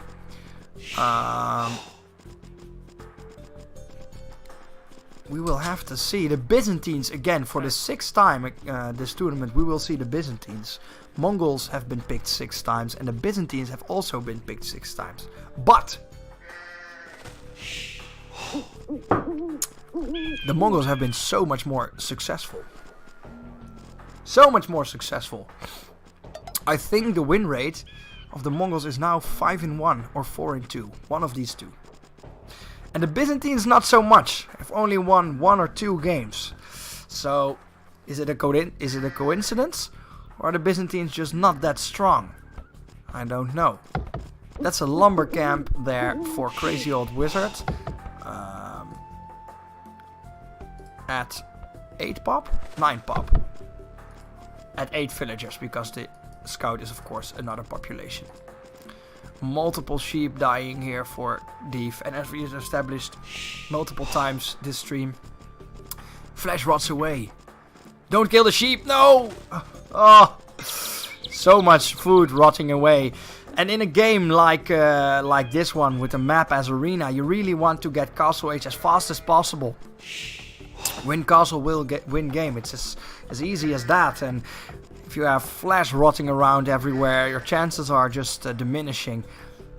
We see Deef here scouting out this part of the map and drawing the conclusion that there are some valuable resources there. He should destroy this, and no real reason to. No real reason to. Maybe if he wants to prove himself against these wolves, but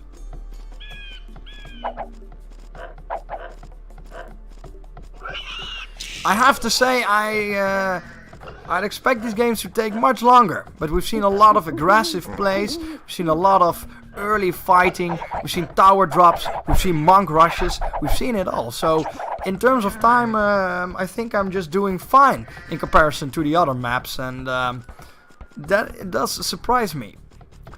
Again, next map of the week will be Archipelago. Very difficult map to play, very random, where you can be on separate isles, but you can also be on one isle. So you really have to take your chances there and really think about your civilization and your strategy and adapt to the map. Really looking forward to these games. But for now we'll see the arena games. I'm also really liking this map.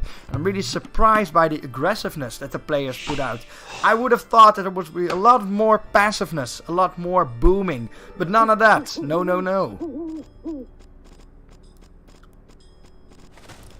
Again, kill all. Gather nothing. That's what the strategy of both players is. Well, not both players. I shouldn't fault Crazy Old Wizard for anything of that. I've not seen. Well, he is gathering 2 animals at the same time, which is indeed forbidden in this tournament. But we'll just let it go. We see a house there. He's not housed. I thought for a second he was housed. No, he has 3 houses.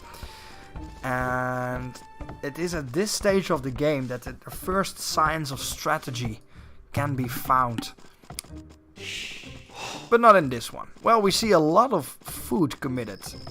A lot of villagers committed to the food.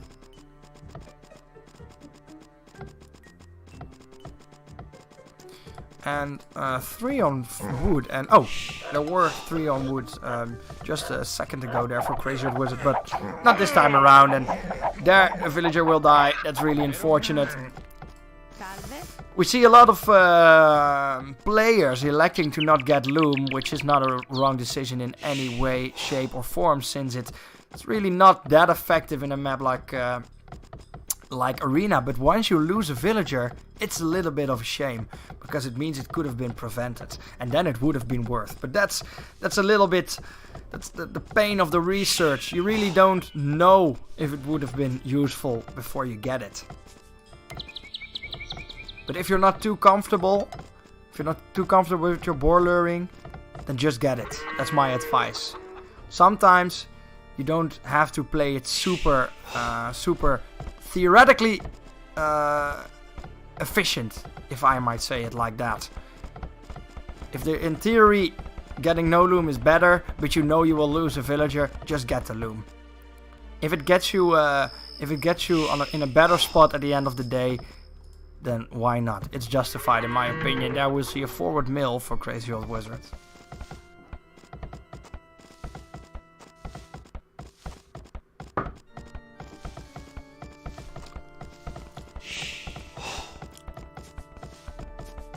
And we see triple farm.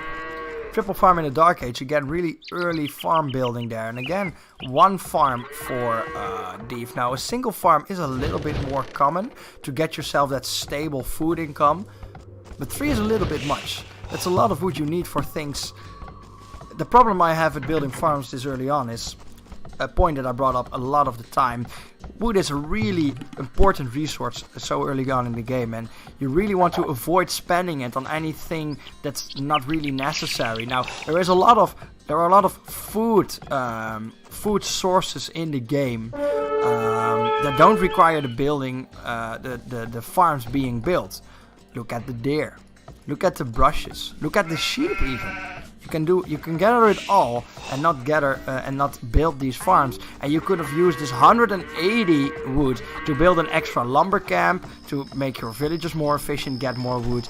You can make it so that you maybe make a early gold camp and get some gold early for aggressive strategies. Or you can just save it up and go fast feudal and then just get those market and blacksmiths out real fast in order to get a fast castle. And that are all kinds of ideas on the top of my head that are better, in my opinion, than getting quadruple farm in the Dark Age. We see a feudal age there for Thief at minute 11, which is not bad. Which is not bad at all. 18 population though, that is super fast. And if you're going feudal age with 80 population, that mostly indicates some sort of super aggressive, crazy strategy. If you're not going for that, you generally want to hit feudal age at 21 to 23 population. But 18, that's insanely fast. And we already see him mining stone. So what will he do? His opponent does have gates, and Thief does know that there are, and he actually only scouted that part of the wall. Maybe it's a coincidence. Well, there's trees here, I guess, or bamboo or whatever. But still, it looks like he was really looking for that corner there. So will we see the 3rd tower drop of the game? We will have to see. Extra lumber camp is also unnecessary. That is incorrect. You want extra lumber camps to maximize the efficiency of your villagers, because there is a thing in this game that is called clumping, and it makes you lose a lot of wood. So no, that is not unnecessary. Really keep that in mind. you want to spread out your villagers and the lumber camps as much as possible, because villagers will walk to the closest lumber camp based on the hexes in between, not the path. So if there was a for instance, there was a lumber camp here, and you have this lumber camp here, and a villager is cutting wood here, it would still go to that lumber camp despite it being a longer traveling time, because the distance between between this one in terms of hexes is shorter. So really keep that in mind when you're placing your lumber camps and building your buildings. And now we see what's happening. These villagers are walking all the way around here. Could have been avoided. We see Indeed electing to build the mining camp here for the gold at that point. And as I said, interesting early mining of the stone for Deep, and I'm interested to see, bingo, what it is that he's going to use it for. Is it quadruple town center? Is it a fast castle drop? Is it a tower drop? So many options. As I said here,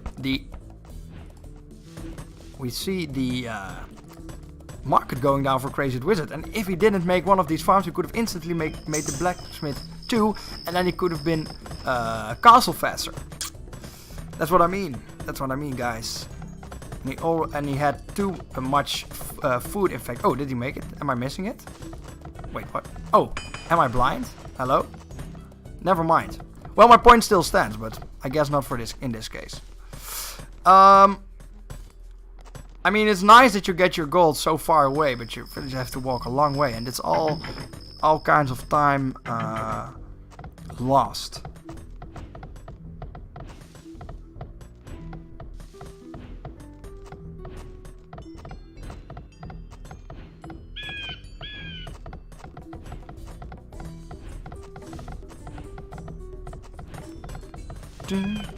A lot of discussion going on.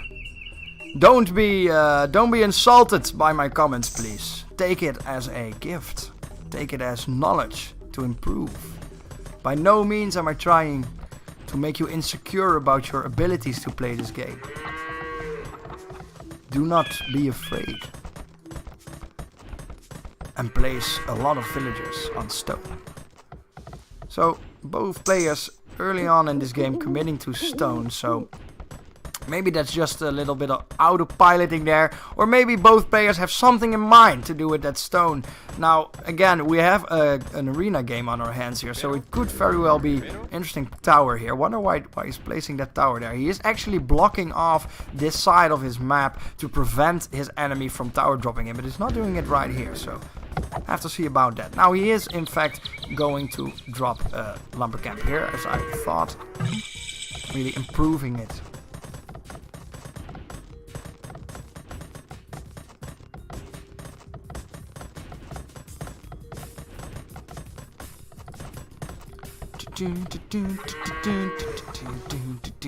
A barracks going down for Deep. So the first production building of the game here going down, and we'll have to see what will follow. He is still feudal age, that is a little bit late, and he did not click up. Oof. And he is not close to. I like the reset though. That's nice. That's nice. That's nice. But we now see a blacksmith. Ooh. Little bit struggling here to find the correct build order.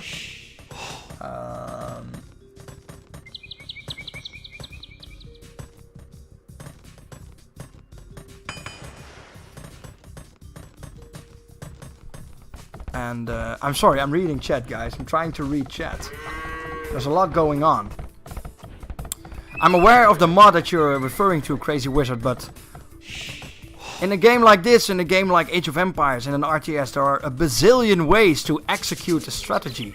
There's not really a correct one by any means. It's just how you execute it. And the build order you're referring to does indeed exist, but is it the correct one in this case, with this civilization, with this map? All that kind of stuff has to be considered, but let's stop talking about the possibilities of economic times, and let's go to the castle drop that is going out for Crazy Old Wizard. Not a strange idea, since his enemy is not Castle Age and has not even clicked up yet, and really is overcommitting his villagers to resources he does not really need. Gold is a nice resource, of course, but he's mined 600 gold for not much. And he has not even built a mining camp of any sort, so that's a bit of a problem. Now he will build a mill here, so Div is not aware of this castle drop, but he will soon be, I'm pretty sure. That mill will not be useful.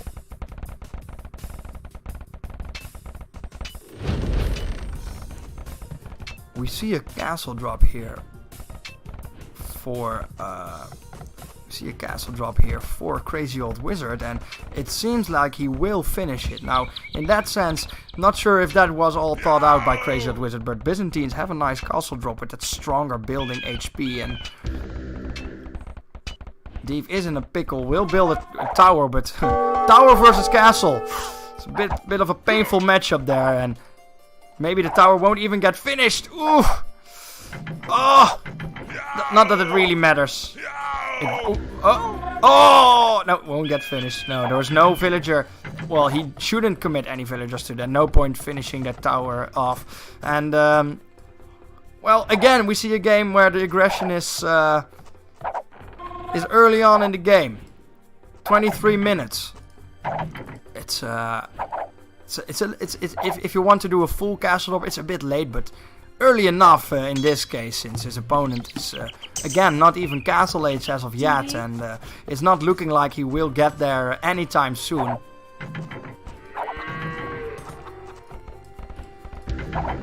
We'll build a watchtower in the back to defend his castle and really deny his opponent the opportunity of attacking it, making use of that murder hole, that lack of murder hole early on in this game.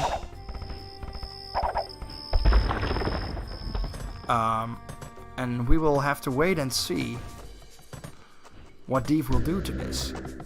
He's 300 points behind already, and every second that you are not castle age and your opponent is a second that he can make more villagers than you can.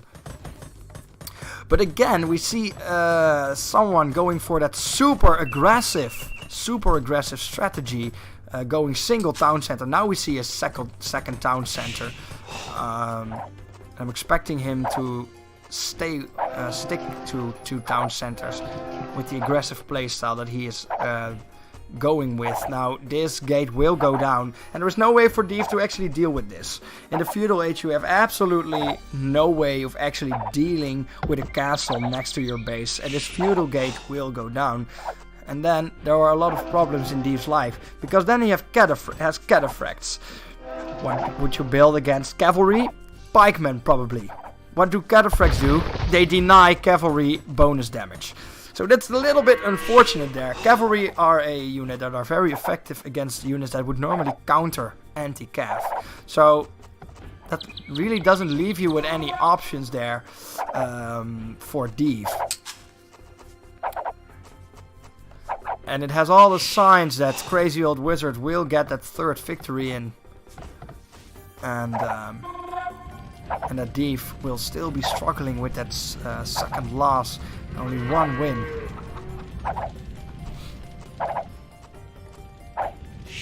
What will happen? What will happen? We'll have to see. Last game where Div played, he played versus Henturio, and there we saw a slow build-up, and where both players were just building camps nicely, just how we like it here in this stream, and then we saw the absolute decimation of Div's life. Now, this time around, not so peaceful at all, and you see Div struggling here to find the answer. You see him struggling. Has he clicked up yet?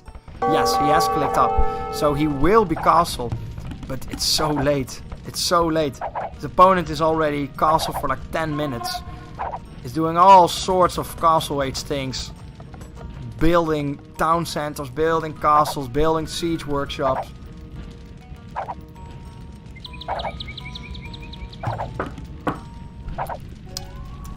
And when the first siege equipment will go down, It's another problem for Deef to consider.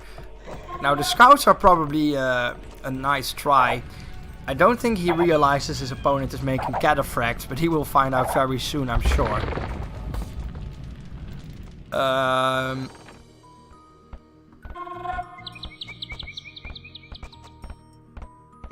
And here they go. So now they will see the cataphracts. Cataphracts have a base melee armor of 2. That's pretty high. That's pretty high. So the scouts will only do 2 damage to 110 HP unit. It's a little bit painful. And the path for these villagers to go to safety is super long, so they will all die, I'm so sure. He also went with an extra armor upgrade, and there is no anti-cav there for Deef whatsoever. So it's looking really painful. Now, of course, he did commit some villagers early on to stone, so we will have to stone to build a castle, and I think he is correct to build it here, right in the middle of his resources, to ensure that the building of this castle will go through. He will commit all his villagers to it, but will he be in time? The problem with building a castle here, though, is that, well, the front line's not really changing anything, and scorpions, not too good of a pick in this situation.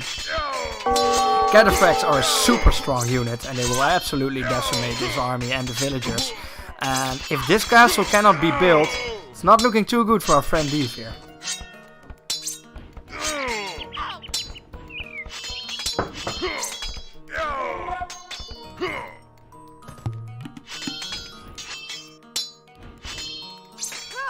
Can I get some F's in chat for all the killed villagers here? It's real painful to see, and we are at a 13 population for Deef, and 66 population there for Crazy Old Wizard. Yes, that game was not winnable for Deef anymore. GG to Crazy Old Wizard with the castle drop into cataphracts.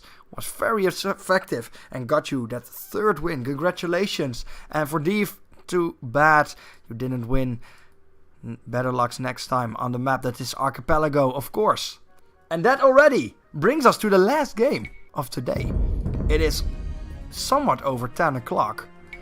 And we will now see how woke Henturio really was. Now, again, I really like looking at the stats when games are close and you really have to wonder where it went wrong, but I think this was very clear. Better execution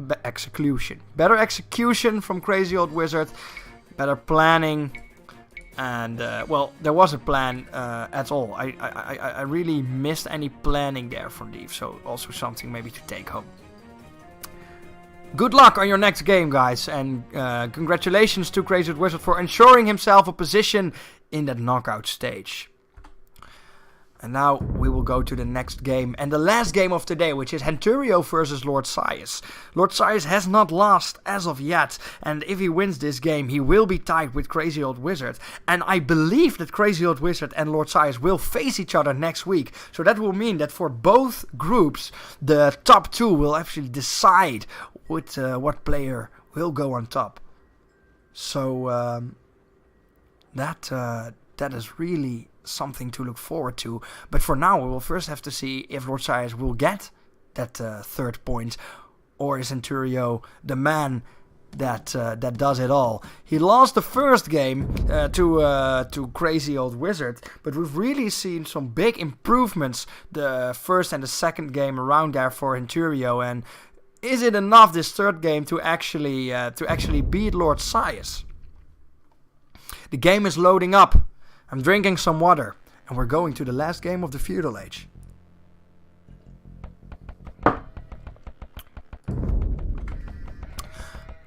On the left side, in blue, it is Henturio playing as the ever so popular Mayans. On the right side, in red, it is Lord Sias playing as the Turks. The Turks, that is interesting indeed. The Turks, notorious civilization, one of the civilizations that's discussed maybe the most in terms of is it viable, yes or no. A little bit of failed generation there from the game. Because the Turks have some very, very big weaknesses one of the most important ones is that they cannot make pikemen. They can only make spearmen. So making some calves versus Turks is mostly super effective. But once you get to that late stage with the Turks, you get that mass janissary, you're so strong. But then when you lose the gold on the map and it gets to post-imperial age, the Turks are so weak. Because again, you're missing one trash unit. A very important one too. So that's why the Turks are a little bit notorious there. A little bit a popular subject of discussion. We'll have to see if Anturio has the know-how to deal with the Turkish pressure, because Turks can agree with that pick on this map. You have a lot of time to actually get to that castle age, get yourself to that stage where you can make your strong unit, your janissary. The Mayans, a little bit awkward, of course. The Mayans really thrive in that early stages. You start off strong with that economy, so you can boom faster than your opponent. But if your opponent is called the Turks, oof. You do have the Eagle Warrior, of course, but it's a hard matchup for the Mayans, I would say. It's a hard matchup. Also because you're missing the counter. You cannot make any cavalry. You're a Native American civilization. And you cannot make any cavalry. So that weakness there that the Turks have, you cannot use it. You cannot abuse it. Now we see just one sheep being killed on this side. Do not see it on that side. Lord Sias does not like his food efficiently. And who is he to blame? We've seen it done so many times. This is a little bit unfortunate, but this is one of those cases you should just destroy these walls. Destroy it and use the room.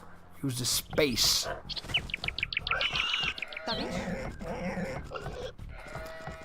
And Churio really pulling him in one by one and really showing that he does the research, that he knows how to play that standard early game that we talked about so much today. I'm so surprised that I'm already casting the last game this early on.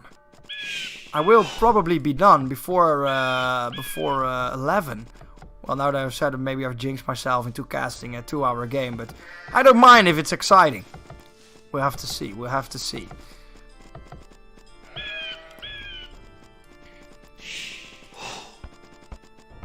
Once you get to that castle age as the Mayans, you of course have the option of making some mass plumed archer, which can be nice, but you really need a micro to really get it to where it's at versus the Turks that can just shoot you in the face with gunpowder equipment fairly early on in the game.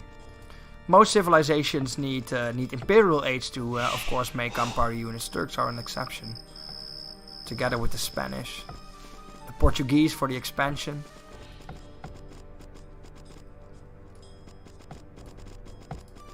I'm maybe looking forward. Oh, I forgot what. Oh, today, guys, I forgot about this. If you like playing Age of Empires and if you want to play the expansions, which I would really recommend, get the expansions right now. Today is the last day of Black Friday on Steam, and I think all the expansions are like €6. It's super worth it, I promise you. And I am thinking about doing a expansion-based tournament somewhere in the future. Probably not after this tournament, but somewhere in the future I will. What's going on here? Is he going to kill the board there? Why? Oh, it's so far away. I guess he was scared of losing it without looms, so can't fault him for that, but could have done it without. But as I said, this is the last. I believe this is the last day that the Steam sales are on, and the expansion are super cheap. So I really recommend you getting those.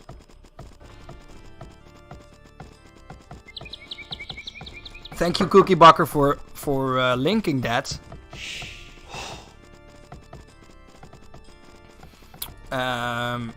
Yeah, just really get it. A bit of a fortunate map generation there for for Henturio. His opponent is only having to defend 2 sides of the wall, and one part's not really finished. And here we see just 2 full wall offs there for Henturio. So really stretching your front line, and that can sometimes just decide the game. But as of now, we've I think every game, with the exception of the first one, we've just really seen one player take the initiative and that player winning. And that's not a surprise. That's something you see often in the arena games. Something I've already said at the beginning of this stream. Arena is all about taking the initiative and turning your opponent's base into a prison.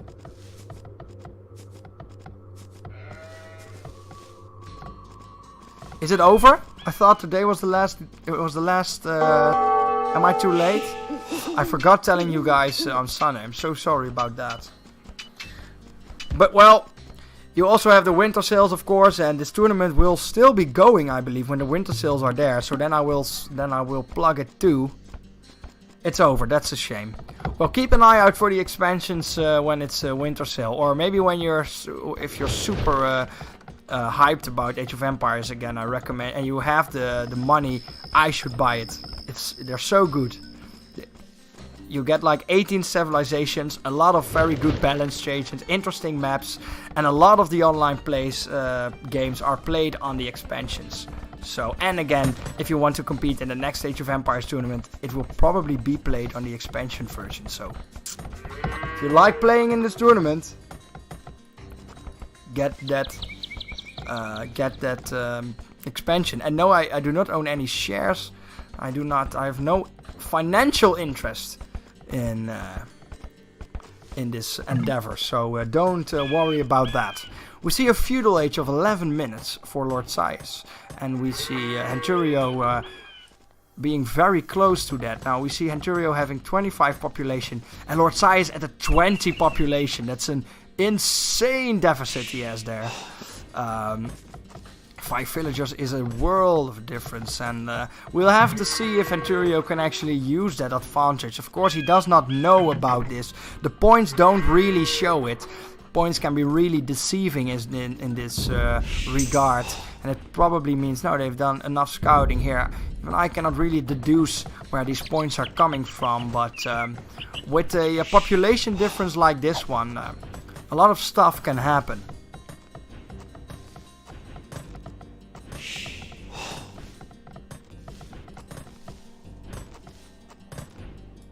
Both players scouting the sides of the map. We see again sneak golds. This one's actually just inside Lord Sias' base. But these golds are so nice to take. Somewhere in the middle of the game, I would say around minute 18 to 20.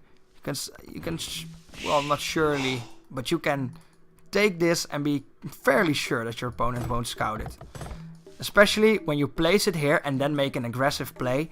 A base practice that a lot of good RDS players will do. They will expand their economy and they will attack at the same time. Your opponent's too busy actually defending to stop you from getting that gold. And getting this gold earlier than your own gold is of course better, because this gold's defended. You can always take this gold, and you can deprive your enemy of taking any future gold if you're just going aggressive. We see an archery range going down for Henturio, so he's really looking to go aggressive this early on, and it's strange with a 25 population. That's not a population count you would see aggressive builds with. But we'll have to see. Maybe Henturio is even more woke than I am. And I'm so woke, guys. I'm so incredibly woke, you won't believe it. Look at this wall. The map generation's not woke, I can tell you that much.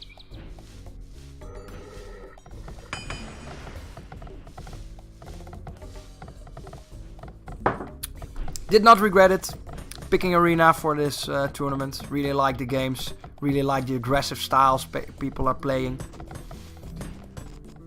Overall, the Castle and Imperial League games were somewhat slower. So maybe I'll get what I deserve there. But for now, I can't complain. And we see a third lumber camp going down in Fronturio. really optimizing that efficiency there for his villagers. And well, single archery range into blacksmith does get him to the castle age. His opponent is already halfway through, only 1 minute and 40 seconds left for him to get to that castle age. And Henturio showing no sign. Well, he is showing signs of getting there. He's only missing 100 food, but surprising to see that he's this much behind when he was 5 villagers ahead. Interesting stuff.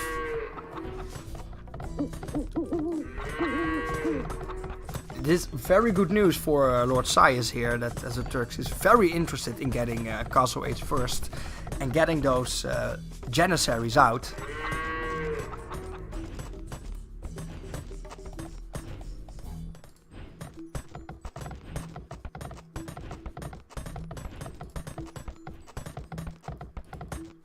Tabish?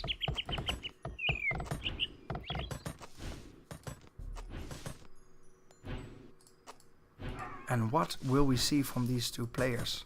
Again, I'm expecting Lord Sias to make some town centers to really boom, and then get your economy strong enough to just pump out these Janissaries. Again, we see odd town center placement here. You really want to place your town centers next to your resources, where you can get your villagers to work instantly. No reason to build them here to make place for farms, because you can already make farms here and you can make them there. And by the time you've done that, you're already so far ahead in the game.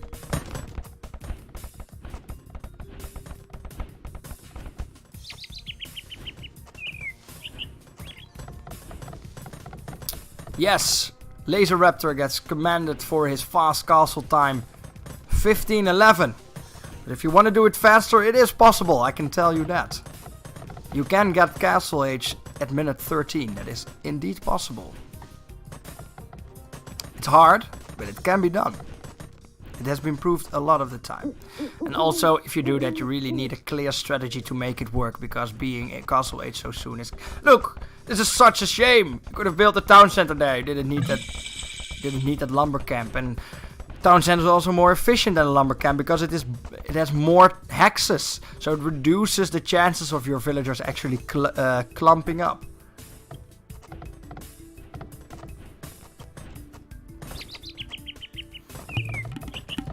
Yes, with a 13-minute castle age, you have a bad eco, but your opponent will have an even worse eco when you have castle age units in his base, when he's probably feudal age. So that's the idea behind that. But as I said, you really need a clear idea if you're going for such a fast timing. Fast timings are not always necessarily meaning better games. If your plan is better, the timing doesn't really matter at all. See? Town center going down for Inturio, next to his resources, very good indeed. We see double town center still for Lord Sias. He doesn't have the resources for another one. His opponent has. Let's see if he goes triple. But it is probably in Inturio's interest to bring the heat to his opponent before he gets the chance to mess up those Janissaries. Imperial stage, so scary if you're facing the Turks.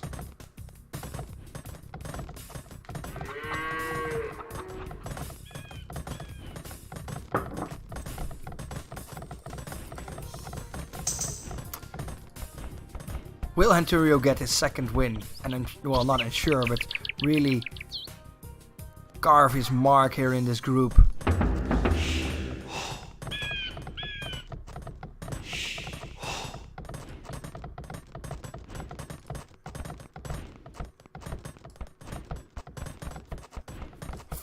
Four stone miners for Lord Sias. That's a lot. That's a lot indeed. Is he going to make a castle faster? Hoping for him, he will. Also 4 miners for Henturio. Losing my train of thought there again. Now, it's really it's really strange to see another game where two players are going double town center. Double town center does normally indicate some sort of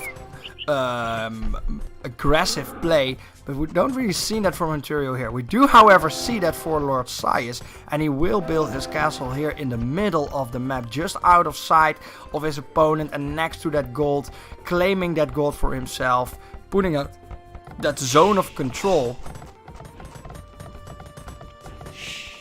And as I said before, we've seen almost all games today that the person that takes the initiative will be victorious.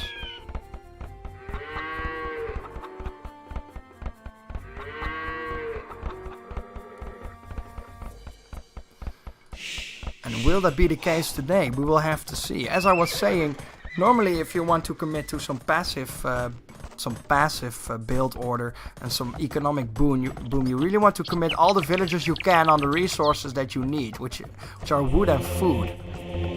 Wood and food is what you want if you're really going to do this. And if you're not, you should probably make units. Now there are units here in the form of skirmishers. Probably a correct unit to make, and you will surely need them. The castle is done. The castle is done and the archer ranges will go down. Now, what will this mean for our friend Lord Sias and for our friend Henturio? He said he was woke. We had a poll. Was he woke enough? Well, he did not really open his eyes as of yet. And he really should. Because then there is a castle on the other side of the wall. A castle that is surely going to be some problem for him. Because surely soon there will be janissaries in his life.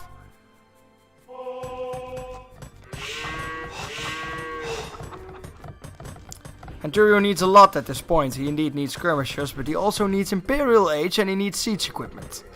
Skirmishers are nice, but yeah, not really doing it. I mean, Lord Sias has any chance of just building another forward castle that can easily be defended by his other castle. Now Henturio will learn of this, and now we will have to see what his reaction will be. He did go double town center, and actually I didn't talk about it. We actually elected to build his second town center outside of his walls. He built it outside of his walls, and he doesn't really has the units to defend it. So really interesting strategy there. You see Lord Sias building his town center a little bit more safer, but this is what I mean. In terms of map generation, Lord Sias has a real big advantage here. Has all the room in the world to make safe town centers, not really have to worry about anything. You could actually destroy this wall and have more room to build safe economic buildings.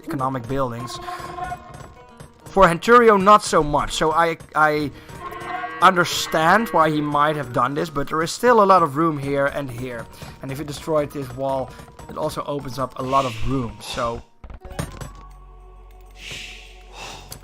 yeah, it's a bit unfortunate. Here we see the first janissaries going out. They have 17 damage. That's a lot of damage, and they have higher range. But what you always have to keep in mind with gunpowder units is that they're very inaccurate. There are a lot of stats in Age of Empires that are not shown, and one of those stats, none of these stats, is accuracy. There is a chance that your that your units will miss. Janissaries definitely have a lot of missing bullets there. So always keep that in mind. That's why Janissaries are suddenly that strong when they are massed up, because the percent of misses is just denied by the sheer amount of shots that is fired.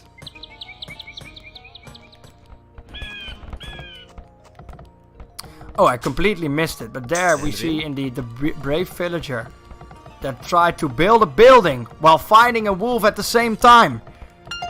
Two exercises that you might want to separate, and this villager learned that the hard way, and another brave man had to come in and try again with the absence of wolves then. Heard a monk sound there. Where did you go? Where did the monk go? Where did the monk go? Oh, there he goes. So some relics there for Lord Sias. Another reason why you want to be the first one to take control of that middle ground. The relics are yours to take, and it seems like Lord Cyrus is going to town with it. Where are the relics actually? We have one relic over here. Where are the relics? That's the first relic he has, right? Or am I missing? Oh, I'm sleeping. I'm completely sleeping. I've actually looked at this now that I think about it. Never mind, Ontario actually has 3 relics, so that is nice for him. He surely needs them, and I hope he realizes in what kind of a pickle he is. He is still 500 points ahead. He is still, he is even population ahead. And I'm guessing that's also part of the reason, because, wow, where's my English going? It's not here. The reason that he has more points is also because he probably has more villagers. I'm guessing that that is the case.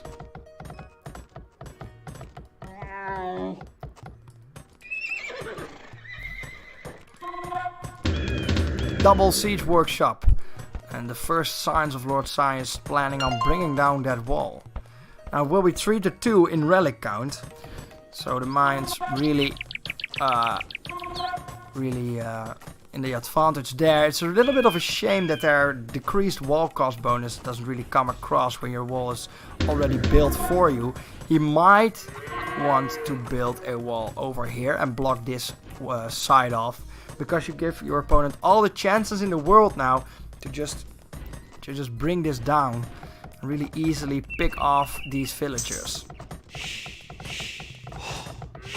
Both players not Imperial yet, but we will see Henturio being Imperial first. And at this stage of the game, when you have this castle stalemate, the person that's Imperial first is so important, because that means you have the chance to make trebuchets first, and you have the chance to decide the location of the fight first. It's very important there. The location of the fight is very, very important, because once you can dictate the location of the fight, these skirmishers suddenly get a little bit more powerful, because these Janissaries can't really kite then anymore. They have to really walk up there and shoot the trebuchets.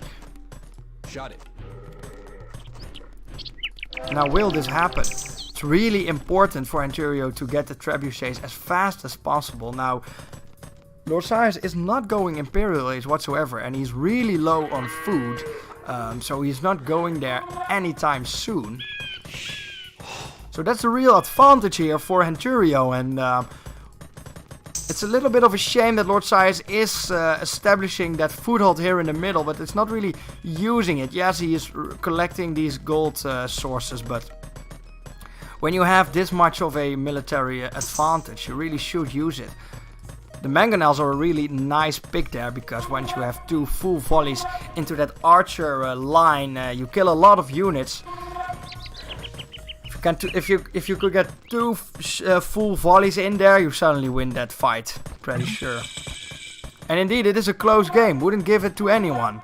We see a 300 point difference, but at this stage of the game doesn't really mean anything. And now we see Henturio going Imperial Age, and he's really... Oh, I can click this. Doesn't stop them from making. That would be funny.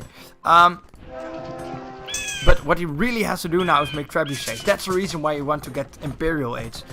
That's at least 60% of the reason why you want to get Imperial Age.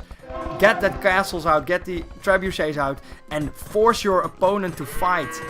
Force him to fight. And it is at this stage of the game that I would give it to the Turks. The Imperial Age is so strong for the Turks. The post-Imperial Age, though, 100% in favor of the Mayan civilization there. The Turks have such a weak post-Imperial game. So we really need Lord Cyrus to get to work here. Well, there's still a lot of gold on the map, so not really any problems there, but his opponent is Imperial Age, and I hear there the first sound of a trebuchet. That's exactly what I mean. Now, Lord Cyrus did realize that he needs to follow up on that, and will go for Imperial Age himself. So really close game here, guys.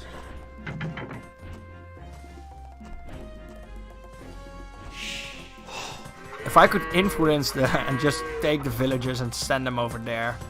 Just just click this entire base and press delete. Now what will happen? Time is certainly not on Anturio's side, and he will very soon have to start attacking with these. Oh, I thought the castle was garrisoned, but it is the temple, the monastery. Oh,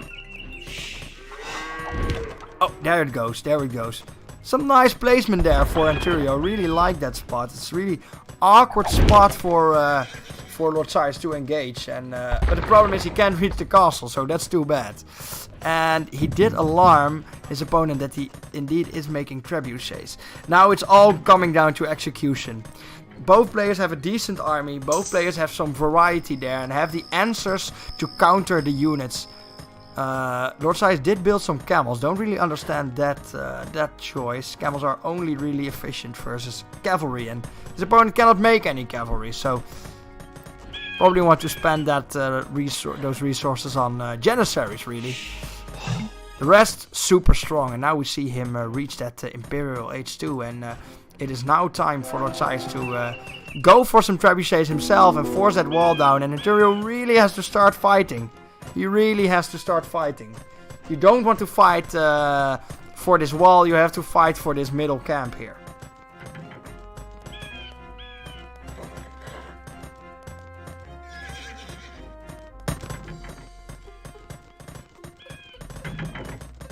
What will he do? He's walking around with his trebuchets.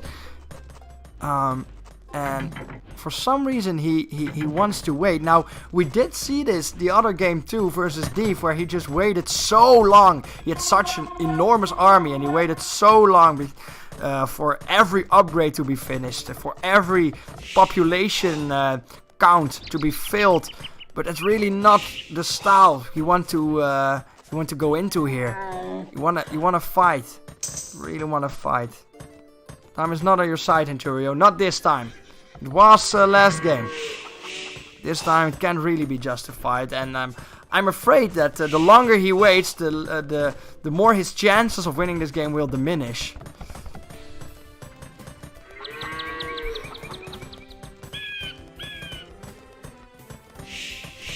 Yes, I also see some petards there, and we'll have to see if they will be effective in any way. They will be able to bring down that wall and then pour into the base and maybe get some fast knights in there and then just deny your opponent of the collection of any resource, really. But we will have to see. Both players are just role playing the Cold War as of now, and one of them might have to break that because, well, this is not real life and you can't really wait it out here. Someone has to win.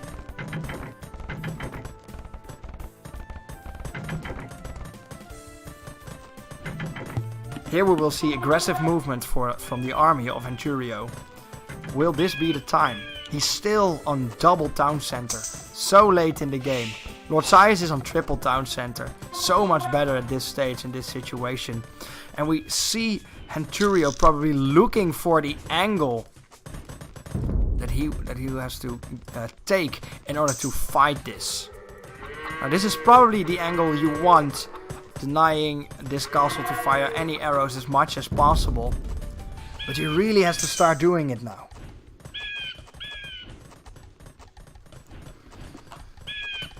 Yes, it is a real Cold War with the wall, two huge armies, red and blue. And well, I guess the blue, these are the Americans. They lived in America. And the Turks they're somewhat close to Russia, I guess, so that goes. It's all there, guys.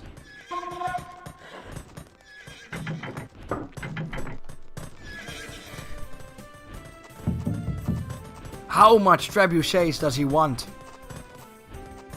I can tell you something. These are a little bit too many. It's not about shock here. It's not the stretch you want. There will the outpost go, and with that the sight that he has, the enormous sight, will actually go down, and He will now have to do something, and this is the time that Henturio will, and he will use the number of trebuchets he have to probably close to one-shot that castle, hoping for him that he did research chemistry, and looking at that bullet, that rock right there, he has indeed researched it. And now it is all coming down to execution. This is the moment we've been waiting for. 46 minutes into the game, we will see the first collision in, and we do see Lord Cyrus quickly picking off that stone wall, stone miners there. But we will see, with the sheer amount of trebuchets that Henturio has, that he will kill these castles. Both players not really microing their mangonels and just both losing them. Oh! He nearly gets a very nice shot in there, but this mass blue archers will probably deal pretty fine with these knights, and when it comes to execution, both players drop the ball a little bit, but I think Henturio has not too much to complain about. Destroyed the castle, and his opponent committed a lot of units to destroying the trebuchets to not really any avail, and now we'll have to see Lord Cyrus really adapting to that problem he has right there. He is making the hussars probably a good idea, and there go the petards. There go the petards. Will they hit the wall? Will they hit the wall? They are not super tanky, so he will destroy a lot with this castle, but they do so much damage to the wall. And here we see the collision from Lord Cyrus, and he will try another time to get these trebuchets, but will he succeed this time? It seems not. And here we see a skirmisher versus skirmisher battle, but the other skirmisher actually elite, and with the archers, the plumed archers, I would give the advantage by a long shot to Henturio. And here we see indeed that the army of Lord Cyrus will be decimated, and the momentum is really in Henturio's favor here. Will he use it? Yes, he will immediately unpack his trebuchets and get those trebuchets to work, get that castle down, and really get that siege equipment down, really get the pressure and the needle out of this attack for Lord Cyrus. But here we see bombard cannons, one of the most effective counters to trebuchets, if not the most effective counter, to really attack those trebuchets from afar. You are so much more mobile, and there we see all the trebuchets from Henturio actually go down. He really didn't see that one coming, and he really has to dodge that. Oh, dodge, please. Dodge the mangonel shots. It's so important to do. It's so important to do. But what a climax of this last game, ladies and gentlemen. Still not giving this game to anyone, but slowly but steadily the tearing down of the wall has begun, and there is a gap there, and if Lord Cyrus realizes this, he could see a chance to get some hussars maybe in there and deny his opponent of any resources and really end this game. But for now, the stalemate pretty much continues, and we'll have to see Henturio reacting to this. Henturio, you know you've killed his army, you have the numbers advantage. If any time, this is the time to react and fight off. Yes, go for it. You need to kill these siege equipments in order to win this game. And he will now run towards that army. The bombard cannon will probably die. Yes, and here we will see the skirmishes going in. So now it is again all coming down to execution. And really dodge those shots. Full mangonel shots there for Lord Cyrus. Really getting his money's worth for these units there. And we will have to see what happens. The army of Henturio slowly getting cornered here, and no kiting to be had. And we see some normal cannoneers coming in for Henturio, and he really has to dodge that. He really has to dodge. Look at all the damage that has been done. One more shot at these archers, and they will die, and they will not dodge, and they will probably lose them all. He does it another time. Oh! Dodge it and can kill them. Yes, the Mayan archers can deal with the mangonels. As you can see, they're so fast. Yes, you need to micro them. Oh, so many archers dying. You have to micro this in order to win this fight. It can be done, but you need the steel nerves and you need the concentration to do it. Now, we did see some harassment here, so Lord Cyrus has begun to kill off the economy of Henturio, and this game is slowly slipping out of its hands. Still 1,000 points ahead, but everywhere on the map it's going awry for our Mayan friend here. Now the Eagle Warriors will move in and try to get the trebuchets to die and stop the pressure on these walls. And in time he will also use these Mayan archers and get the mangonel. A lot of Mayan archers died this day because of the mangonel shells. Now the trebuchets will be used to kill Mayans. Probably not the best of ideas, and I'm hoping that Ontario has learned from his last mistake and do not commit to the trebuchets until he finished off all the siege equipment. This is the reason why you don't want to make this many trebuchets. If your opponent just makes some bombard cannons, they will get absolutely decimated. But the base of Ontario is in shambles, if I may say so, and he's just going to commit these trebuchets to do some damage. It's probably not what you want, not when you have so little economy left. We are on a 94 population for Ontario and 131 population for Lord Sias, and it's slowly going to Lord Sias's favor there. Monastery damaged so much that the relic will not be effective anymore for Ontario, so he will lose that automatic gold. And as I said, the Mayans can win from the Turks, but you really need the micro. You really need the movement of these archers, the speed of these archers. I call it in the beginning of this game, and we've seen it fail here. I think it's an awesome matchup, Mayans versus Turks. I think it's an awesome game.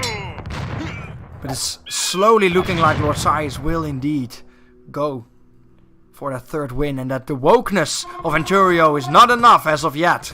We'll have to wait another week for another win. But it's not over yet. I'm a bit ahead of schedule here, as Lord Sias did not win. He has a strong foothold here in the middle and is now ahead of his opponent slowly but surely. Siege rams, battering rams, going down for Ontario, and he will need some more army to actually defend against that. He does make the skirmishers, so the units are there. He does have the halberdiers, so the hussars will also be dealt with, but is it enough? Is it enough? A lot of skirmishers there, and not too many upgrades there for the Turks. Another reason why they're so weak, as I've said so many times before. If the Turks ever run out of gold in this game, the Mayans will win this. But that's a long time before that's happening, and these hussars are absolutely decimating the economy of his opponent.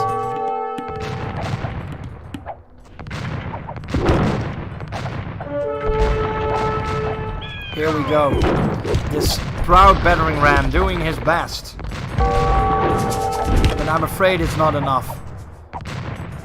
In my opinion, one of the most fun, one of the biggest reasons to watch Age of Empires games is to watch those juicy mangonel shots. Kill all kinds of units with one shot. Now, we see, again, slowly but steadily, the front line of this map going towards Ontario's base, and the trebuchets will soon reach these castles, and then the production of Mayan archers will stop, and that's a real problem because the Mayan archer is one of the best units you can make versus a third player. You can deal with almost anything he can churn out, and here we see the mangonels fighting against the castle. Something you might want to avoid, because castles are pretty effective versus cannoneers and versus mangonels. So that's a window for Ontario to really react. Now let's go and take a look at his economy. He has some resources in the bank. He has the resources to get the units that he needs to fend this off, and Lord Sias is committing his entire army to this castle, but not the correct unit, so he will lose everything. So much gold has been spent, and it will not really do anything. He didn't even get to half of the HP. Yes, this is a better idea. Use the trebuchets. Maybe people think that, but mangonels are not for destroying buildings in this game, not whatsoever. You can use the battering rams to kill the trebuchets. That's a really good idea, but Ontario clearly desperate to get that castle down, and get the pressure away from his map, and it just keeps going on. But the castle will go down, and with that, the last chance for Anturio to make Mayan archers. Now he does have the resources in the bank to make multiple castles actually, and he did. It does look like he made one. Where did he make this castle? Let's take a look. He's actually making it here, so he's making it completely for the purpose of just making this Mayan archer. So I think that Anturio really has it down when it comes to what unit he needs to win this fight. And you see that the mistakes that Lord Sias made in this game really give Anturio a window to respond to the aggression that Lord Sias is putting out. And again we see a turn of events and a switch in front line.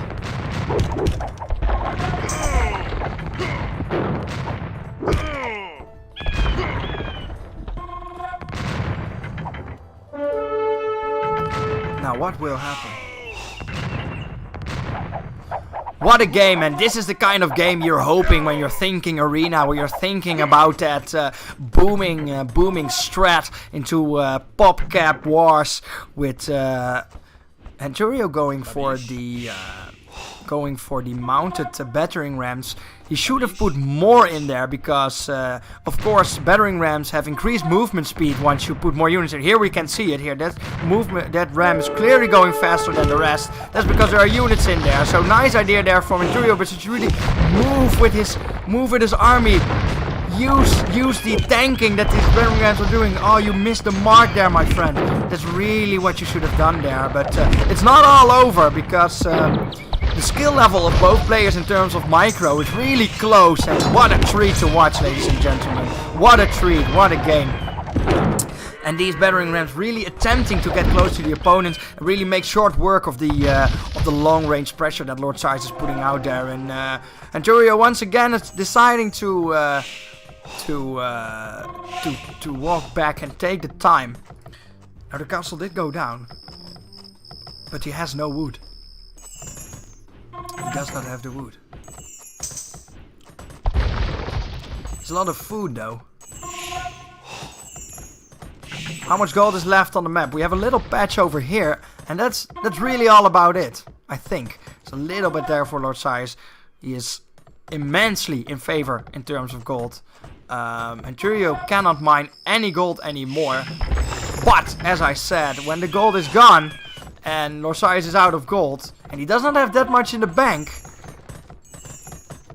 it's a big advantage for the Mayan player. Of course, gold is finite in a 1v1 situation because you cannot make trade units and generate gold. So when the gold's gone, you can only trade your food and wood away for it, and not something you want to do most often.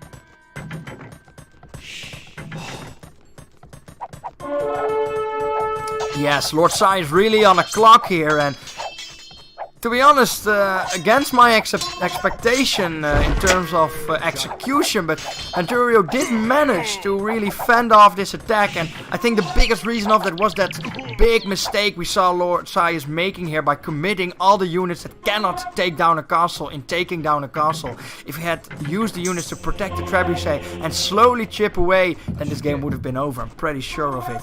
But he lost the momentum of that game, and now he has to rebuild his army. But we see Cold War 2.0 here, and another round. But this time, Anturio does not have the plumed archer. He's going for the trebuchet. I'm not sure that that's the highest priority unit you need right now. Maybe one, maybe two. But by God, do you need these plumed archers. Arbalests are a nice, what's the word? Alternative. Are a nice alternative, but they're so much slower, and you need that speed to fight mangonels. You need to get close to the mangonel, deny him that full shot into your battalion, and nice gold trickle there for Anturio. Re-picked it up, but you really need that speed to counter the mangonels, and the mangonels are what's really the problem here right now.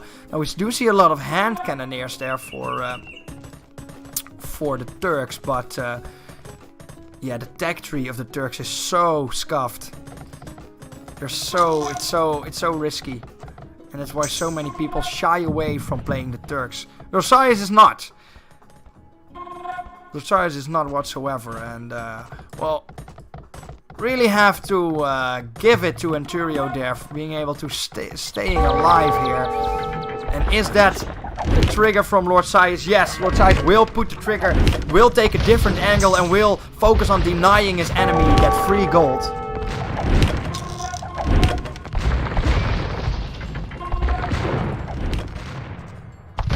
What will Anturio do without plumed archers? Without plumed archers and not too much skirmishes to be had. He will again commit these trebuchets without any front line. Oh, why do you keep doing this? He will again lose his trebuchets without any reason. You first have to kill this army, Anturio. There's no chance. It's not worth getting 2 shots down. This is not worth it whatsoever. They will die. They will surely die. And what will Anturio do? He has the arbalests, but his enemy has a lot of hand cannoneers and skirmishers. A very strong unit versus that arbalest, and we'll see that Capdrem here trying to find an angle to reach the place that he wants, but he will not be able to. And again, all the trebuchets of Anturio will go down, and this time the tide of battle is looking to go to Lord Sias' side. Here the mangonels will go and absolutely execute anything that will come in range. He has to be careful that he's not killing his own units there. Lord Sias doing it. Oh my god.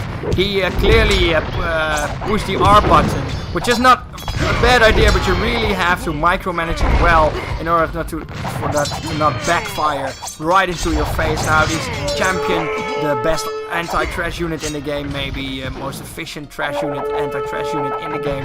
Will try to find a connection with that army of Anturio that he has left, and again it's really close, but this time the siege equipment is there and the hussars are again in the base of Anturio, and again he will lose the economy.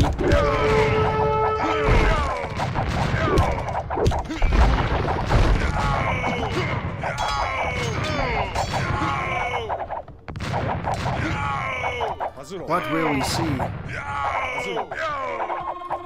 What will we see happen here? Oh my, oh my. Hussars absolutely decimating the economy of Anturio. We are at a 140 population for Lord Sias there and an 87 population for Anturio, and not much of an army left, and Lord Sias still having all the options to collect resources. Now the gold on the map is in fact spent, so that will mean that if Anturio finds any way to kill these units, that there is a window for victory there. But will the game go that way? Will the game go that way? The economy of Anturio is an absolute shambles. He does have a lot of woodcutters left, and what I would recommend Anturio do in a situation where his opponent is clearly looking for some raids often is just to wall this off. Take the time and wall this off. The time invested in that will be worth it so much. The second castle will go down for Anturio, and slowly but steadily the buildings in his base will be destroyed. What units will Lord Sias make now that he does not have any gold? He is still making gold heavy units in the form of knights and champions, to my surprise. We will have to see if it is enough. Well, it seems it is. What a game, what a close game. We are 1 hour and 14 minutes in, and in no way was it a boring game to watch. We've seen a frontline, a real true classic arena game, and the GG from Anturio. An absolute wallop of a defense, but it was not enough, and after 1 hour and 14 minutes he decides to resign, and I think rightfully so. It was over. He fought well. He was a little bit woke, but not woke enough, and that's such a shame. What an absolute beauty of a game. Thanks Anturio and Lord Science for this great game. GG in the chat. And yeah, absolutely amazing. Turks versus Mayans. Hoping to see one of these matchups again soon. God, do I love watching Age of Empires. What an awesome game that was. What an awesome game that was. That does mean that Lord Science will be at a 3-point stat. Together with Crazy Old Wizard. And that will mean that next week we will have Igionic and Laser Raptor battling it out for the first place. And Lord Science and Crazy Wizard for that first place in the group. So really hyped for that match. And it's 11 o'clock. 11 o'clock. That's a really nice time. That's exactly the time that the other streams ended. So not really a change in game length there. And now let's look at the stats a little bit. Let's see if we can see something interesting. Look at the units killed. 380 and 363 for Anturio. So close. And they have as good as the same units lost. That's how close this game was. And if Anturio didn't commit all his trebuchets for 1 or 2 shots, I'm curious what that would have meant. But of course, that's how it goes. Both players make mistakes. One makes a little bit less and wins the game. Anturio, more wood collected, way more stone collected, but a Turkish opponent with a lot more gold, 10,000 gold more. The resource that you need playing as the Turks, and both players super late castle timing there. Both went for a somewhat like a hybrid double or somewhere in between triple town center. So for both players, something to look at. I would suggest. Relic gold nearly the same. Villager high, nearly the same. It's a little bit on the low side, especially for how the game was going. You really, as the Turks especially, you need like 120, 130 villagers. But it was enough for this game. My God, what an awesome game, guys. I want to thank you all.